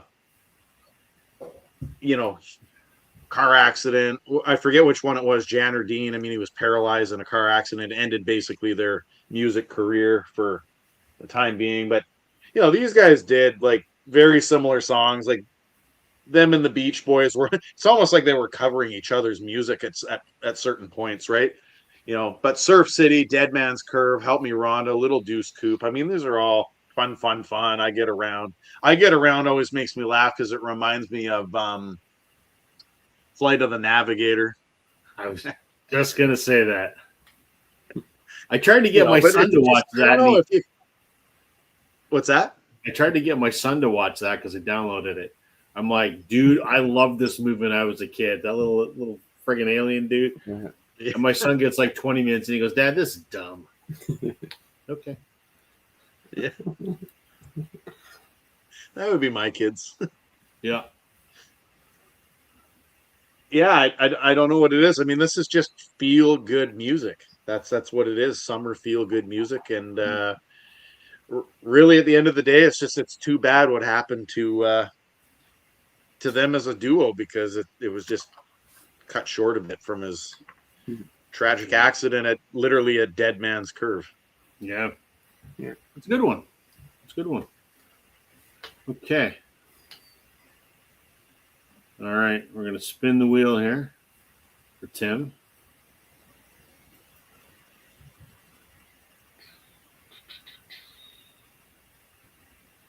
We got A wanker. a wanker. Yes, Krista Berg coming up. Yeah. Jacob Dylan. Let's see. Okay. All right. So I got an album that I've never played or only played once. I've only played this album once. And this is the new Pornographers together. 2010. Let's show the gatefold. There we go. Canadian band. Played it once. Why did I buy it? I bought it because one of the members of the new Pornographers is Nico Case, who's an American, and I like Nico Case. And there was a Nico Case lot of records on eBay. It was, I think there was 6 records, and I think I paid $50 for all 6 of the records. And there were 2 or 3 new Pornographer records, and I like 3 Nico Case records. I was indifferent about the new Pornographers. I'd never really listened to them before, but I wanted the Nico Case records. In particular, it had Furnace Room Lullaby, which my good friend Bob plays on, and Middle Cyclone, which I wanted, and then it had the deluxe version of the one that came after Middle Cyclone. So I really wanted those. And I'm like, well, to buy each of those new, because you can't find them used, would have been, like $40 or $50 each. And here I'm getting like 6 records for like $50 plus shipping. It was a no-brainer. And I thought, well, I might like the new Pornographers. And I've tried, and they're good. It's just kind of like Ben Folds. I just listened to it and went, yeah. Mm-hmm. Yeah. Nothing wrong with it. I mean, it should be the kind of music that I listen to. It just didn't ignite any sort of spark that made me want to dive deeper. Maybe I'll try it again. I've tried watching some live new Pornographers on YouTube, and it's fine. But do I want to listen to it? I'm like, no. It's not like I want to pull that record out and listen to it. It's not there. So I just have them because it came with some other records that I wanted to buy. So Trevor said Nico used to be a bartender here in Tacoma many, many years ago. Wow, that's cool. Nico was on that Sadie's record I showed because the Sadie's. So she did Nico Case and her boyfriends and Furnace Room Lullaby. Sadie's play on those 2 Nico Case records. So that's how I got into Nico Case, actually, was through the Sadie's. So there you go, an album that I've only played once, the new Pornographers. We'll supersize Tim here, and we'll spin the wheel for Daryl. And away we go.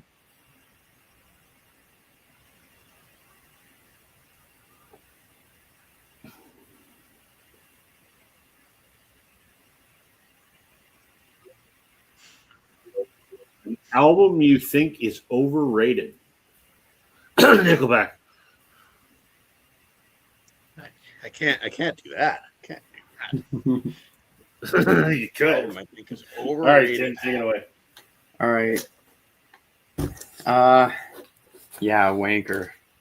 How can I I'm sorry, but I gotta pull this again. Yeah, you do. Yeah, I have to.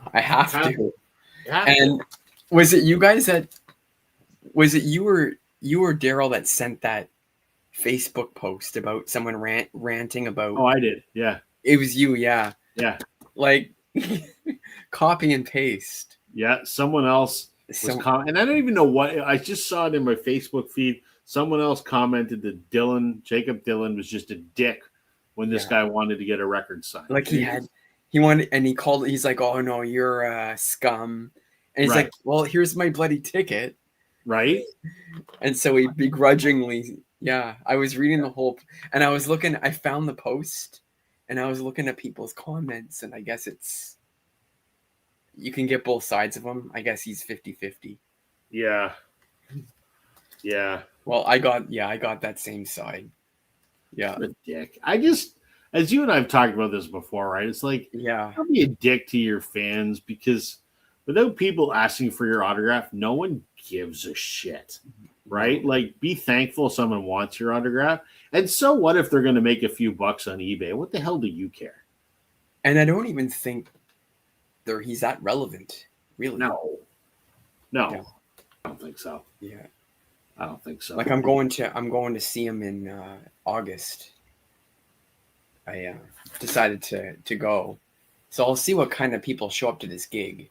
Yeah, because when I saw him here, he was opening for ZZ Top, so it's not like the true. So I want to see who shows up for the show, to see like. Well, Sam went and saw, because that's the tour where they're playing that album in its entirety. Yeah, and Sam, friend of the channel, Americana Sam, he said it was amazing. He sent me some video clips of the show, and he said the show was just fantastic.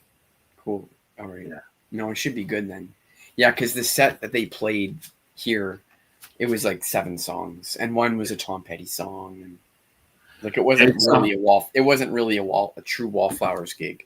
Right. I'm curious to see how this show will be. Yeah. In a couple months. Yeah. But I keep seeing on eBay that when Exit Wounds came out, you could buy a signed copy of Exit Wounds. And I think I probably will at some point in time, just so I could have an autographed one. But you got the better one. I have that album too. Obviously, it's not signed. But the only album of theirs that's not on vinyl for some reason is the album after that, Breach. I mean, that's hard. There is one pressing from back in the day, and it's crazy expensive. It's like, I would really like that album on vinyl. Yeah, that's a tough album to find. Yeah, I've never seen it. There's a few listings online, but it actually is pretty good album too. I like it. I like it a lot. Me too. What was the single off of that? It was Sleepwalkers, I think, was the single. I think. Anyway, good album. I hope they reissue it. I think you're right. Why? Okay, Daryl. We're going to put you here. We're going to spin the magic wheel of randomness here. Me.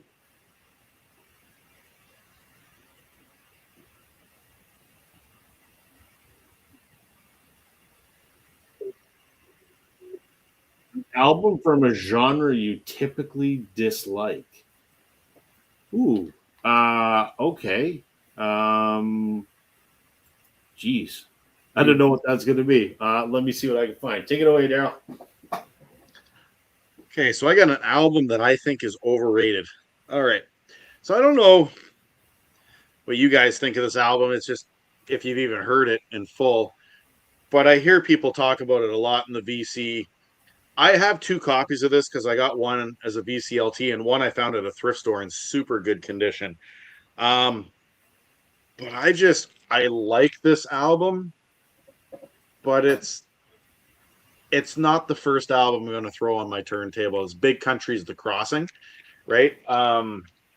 In a Big Country starts it off, which is a really good song. And then, it's just, I've had to kind of grow into this album. And there are a few people in the VC that really promote this album. And I just don't get the hype, I guess.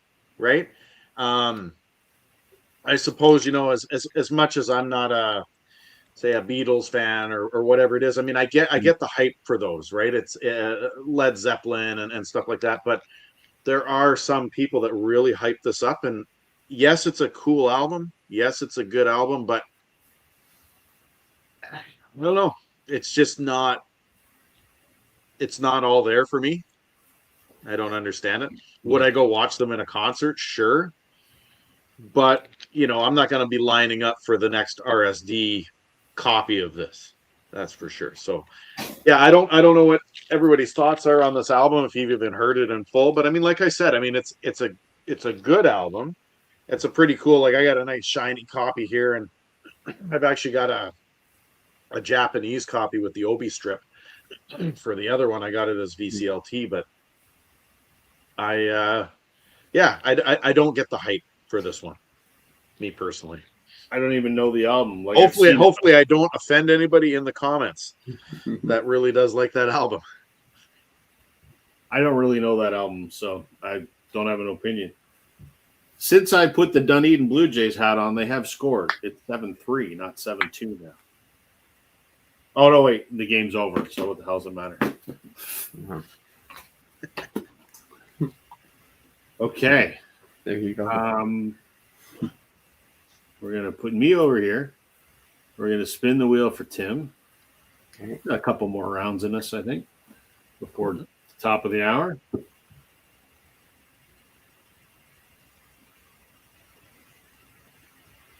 We got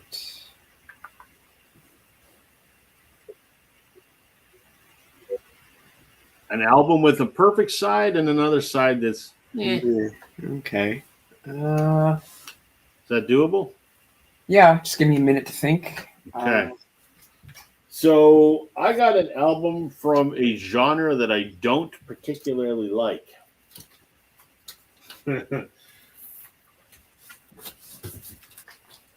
That would be Come Cry With Me by Daniel Romano. What do I say about this record? It's a steaming pile of shit. Daniel Romano is a fascinating guy. He is from Welland, Ontario, which is near Niagara Falls. Record Hound probably knows him if he's still tuning in. Daniel's a bit of a chameleon. So he was in a band called Attack in Black, which was kind of like a folk rock kind of thing. And then he went solo.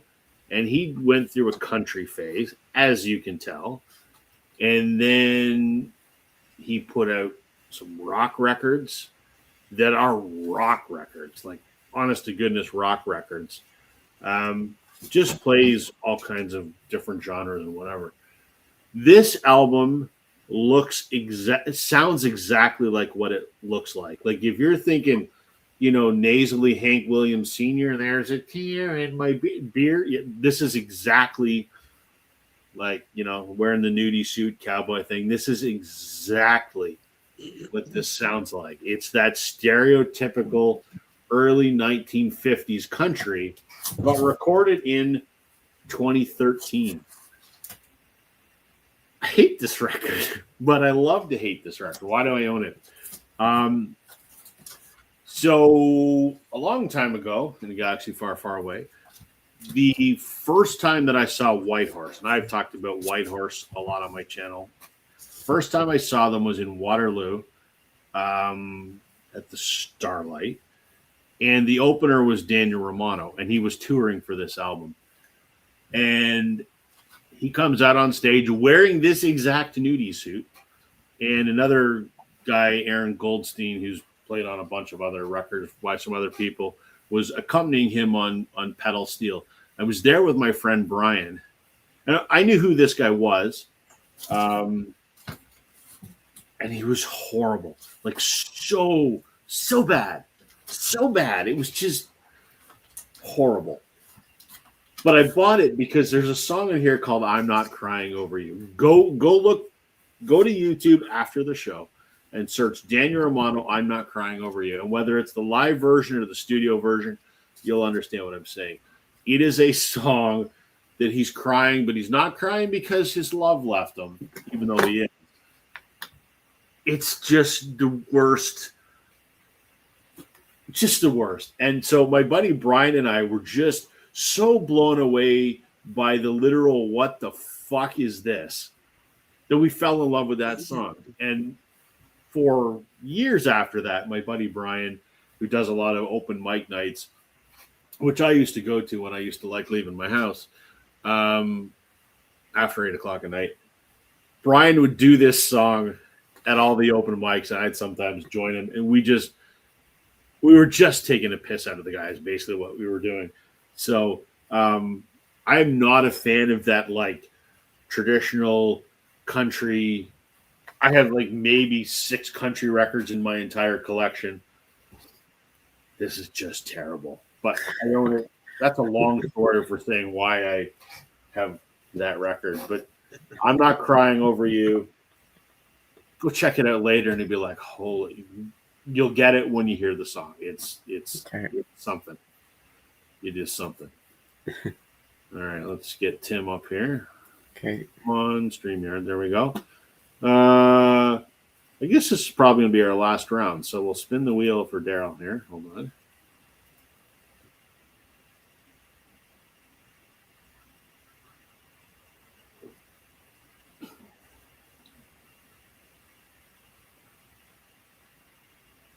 You don't have that one. Oh wow, he got that Can't earlier. do that one. We're gonna take that one right off of there. We'll spin again.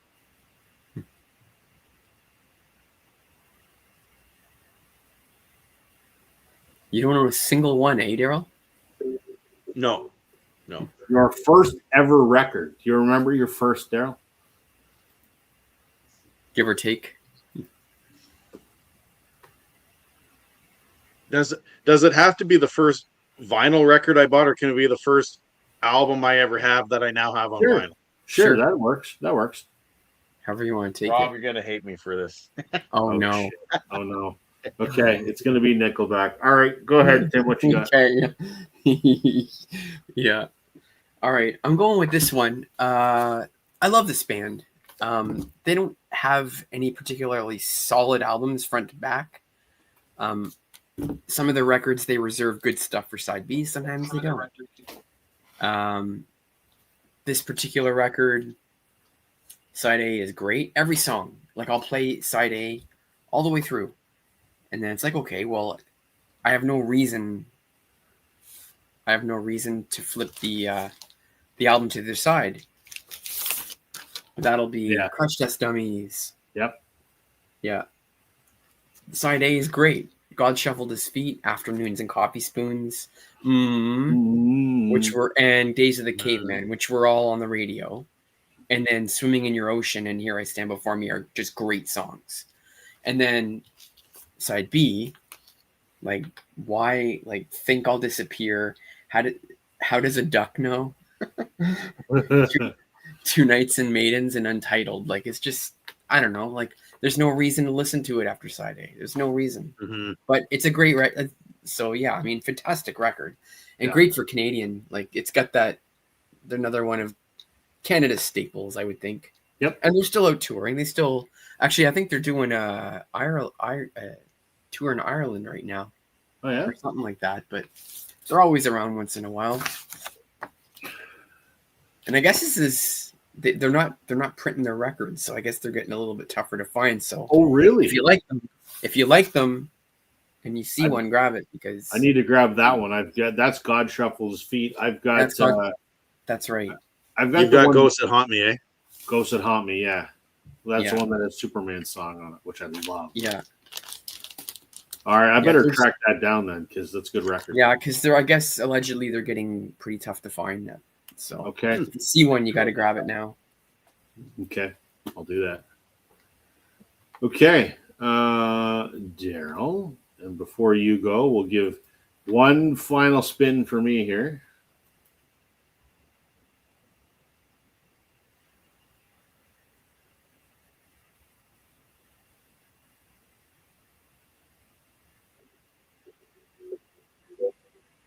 Show a record that has some sort of creature on it. Okay. That's going to be interesting. Okay. Take it away, Daryl. Creature. Hey, so I know that Rob wants to find this album in the wild. He doesn't want to just buy it wherever. No. So my first cassette tape that I remember ever owning, possibly buying with my own money. If it wasn't with my own money, my parents got it for me. That is Robert Van Winkle himself, Vanilla Ice.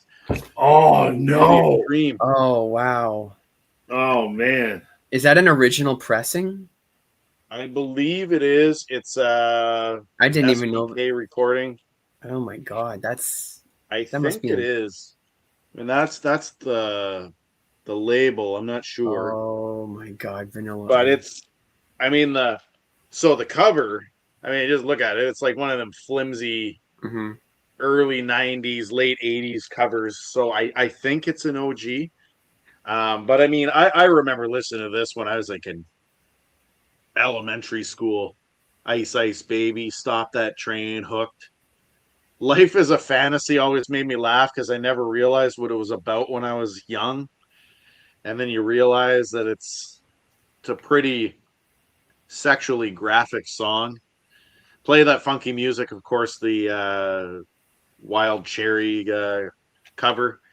Um, you know, it's funny because if I would have got the same one that you just had, I would have showed this one because Yeah. side one on this is really good. Side two, with the exception of Having a Roni, which is so bad, but it's so funny to kick it off. Yeah. You got 30 seconds, little thing.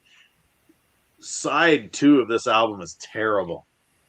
Like songs that nobody knows. Okay, Go so Ill. What's that? Is Ninja Rap on there? Or was No, was that's that specifically for the movie? I think it's specifically for the movie, but it might be on the follow-up album. I'm not sure. Yeah, I mean, Go Ill, Juice to Get Loose, Ice Cold. Just songs that are just and he thought he was the funniest thing about him is I mean he just thought he was so cool and so Cool. gangster. Yeah. And he was nowhere near any of that, you know. Yeah. But as a kid growing up, going to high school, well, just not in high school, elementary school, I thought that this was the coolest. Funny. Maybe I thought it was the most gangster record too, Really? because I'd never Cool. heard NWA up to that point. Okay, so what's your take on Snow?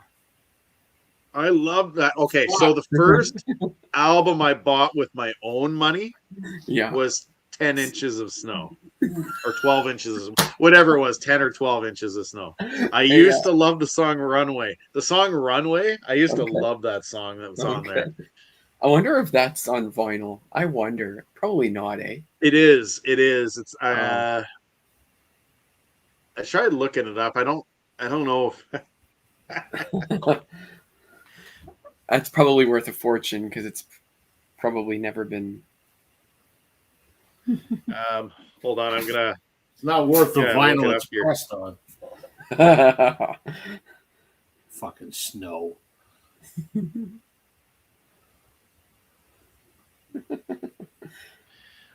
So there is a German pressing, 1993 copy, and they're selling for the median price on it is $48. The highest it's ever sold is 137, and there are 13 copies on Discogs right now. I'd rather listen to Nickelback.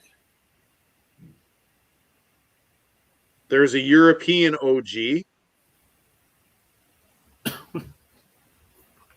a Brazilian OG. Yeah. Oh, there's a. Let me see here. I wonder if it's been repressed, reissued. I don't think so. 12 inches of snow. All the Americans are going, what the hell are these guys talking about? I wonder he would have been. They would have played him in the States, wouldn't they have? I That don't know. one song. Probably just Informer. They're probably Informer. Informer, yeah. Like He's that such a song. fucking poser. I saw some documentary on YouTube. He's going on about he's, a serious musician and came from the hood in Toronto, and I'm like, fuck off, you Yeah. poser. And he's a convicted felon as well. What a Is he? jackass. Yeah, he went to prison for rape. Yeah, I believe so, yeah.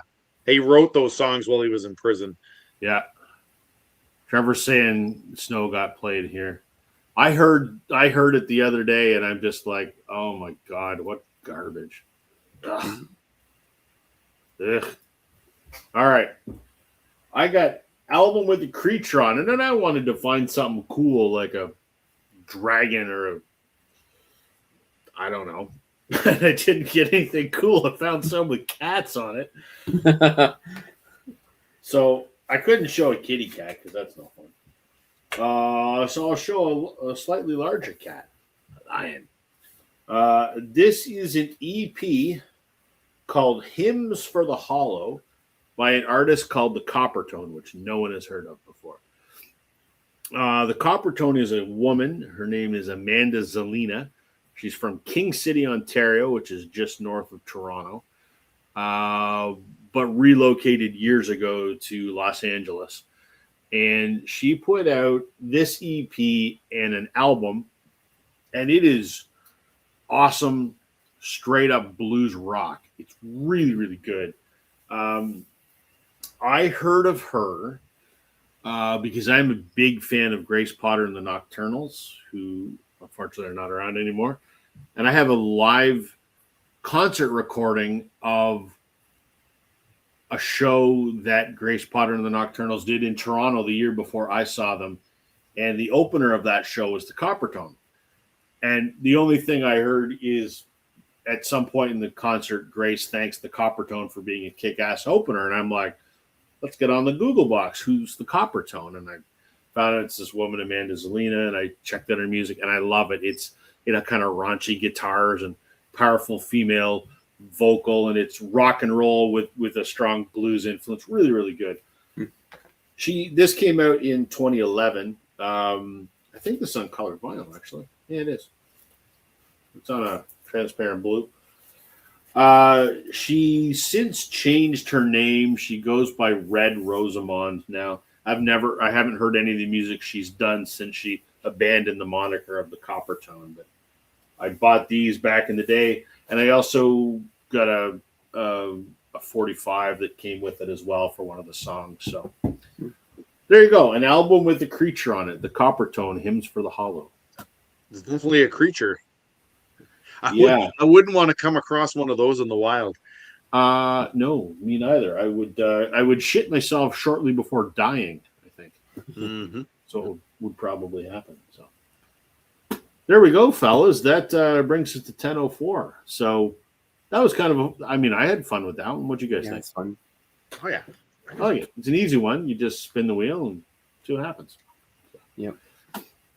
Anything on your channel you want to talk about, Daryl? Yeah, how about the email that I got yesterday saying that because I'm not posting videos regularly enough that I'm losing certain privileges on my YouTube channel as a result of that. What? So I can no longer pin things, apparently. Oh. I'll go into my email and I'll I think I screenshotted it here. If there's anyone not posting videos regularly, it's me. I just do this and that's it. I haven't made a recorded video in like 5 months. Yeah, so the email I got said, to help keep our community safe, we limit some of our more powerful features to channels who have built and maintained a positive channel history or who have provided verification. As of now, your channel doesn't have sufficient channel history. How this impacts your channel? You won't be able to do things like get higher daily limits for live streams, shorts, and video uploads, embed live video streams, pin comments, add external links to my video descriptions because I'm not posting enough. What? That's ridiculous. So basically, they're taking the algorithm away because I don't post enough. Wow. Fucking assholes. YouTube sucks. For safety, they said? What was the opening line for? What the hell was that? Hold on, I'll bring it up. What was it again? For safety reasons? Yeah, it says, to help keep our community safe, we limit some of our more powerful features to channels who have built and maintained a positive channel history or provided verification. As of now, my channel doesn't have a sufficient channel history. Meanwhile, I've been in YouTube for 3 fucking years. To keep their community safe. Yeah. And meanwhile, I think what it is because Rob's got a a live stream that's posted every week, it just continues to do its weekly thing. Maybe. That's probably why. We know we could do. We could have this simulcasted on your channel if you want. I don't have any problem with that. Probably good. I don't really care either way. I just think it's funny that I got this email yesterday stating that that they're taking away those 4 privileges from me. So now I won't be able to post external links or whatever in my descriptions. Jesus. Just let me know, man. I just got to flick a switch on the back end of StreamYard here, and we can simulcast it to your channel. I don't care. Fine by me. This show wouldn't be this show without you guys. So this isn't the Rob show. This is the Rob, Daryl, and Tim show. So you want to put it on your channel, we can do it, man. Easy. Yeah. Then you get a video posted every week, and you got to do nothing except sit here and talk to me and Tim. That's crazy. Oh my god. Yeah, that's shitty. That's shitty. Any new obviously no new videos if YouTube's spanking you for not making it. No new videos, but so I don't usually collect 45s. Hold on, there were some cool 45s I got at the station. Now I can't show them all. Yeah. Because I don't want to ruin some BCLT that might be going Rob's way. All right. I'm excited. But I did like I just came across some just different stuff here. Give me one sec. Tone Loc, Frozen Ghost. Which is a great Canadian band. Nice. Yeah, they're great. Oh, check this out. Patrick Swayze featuring Wendy Fraser with She's Like the Wind on this side. And then the B side is Morris Williams and the Zodiacs with that song Stay. So I think it's from Dirty Dancing or whatever it is. Yeah. It's got to be. Yeah. Oh, man. Run DMC, Walk This Way. There you go. Look at that. That's cool. Let's see.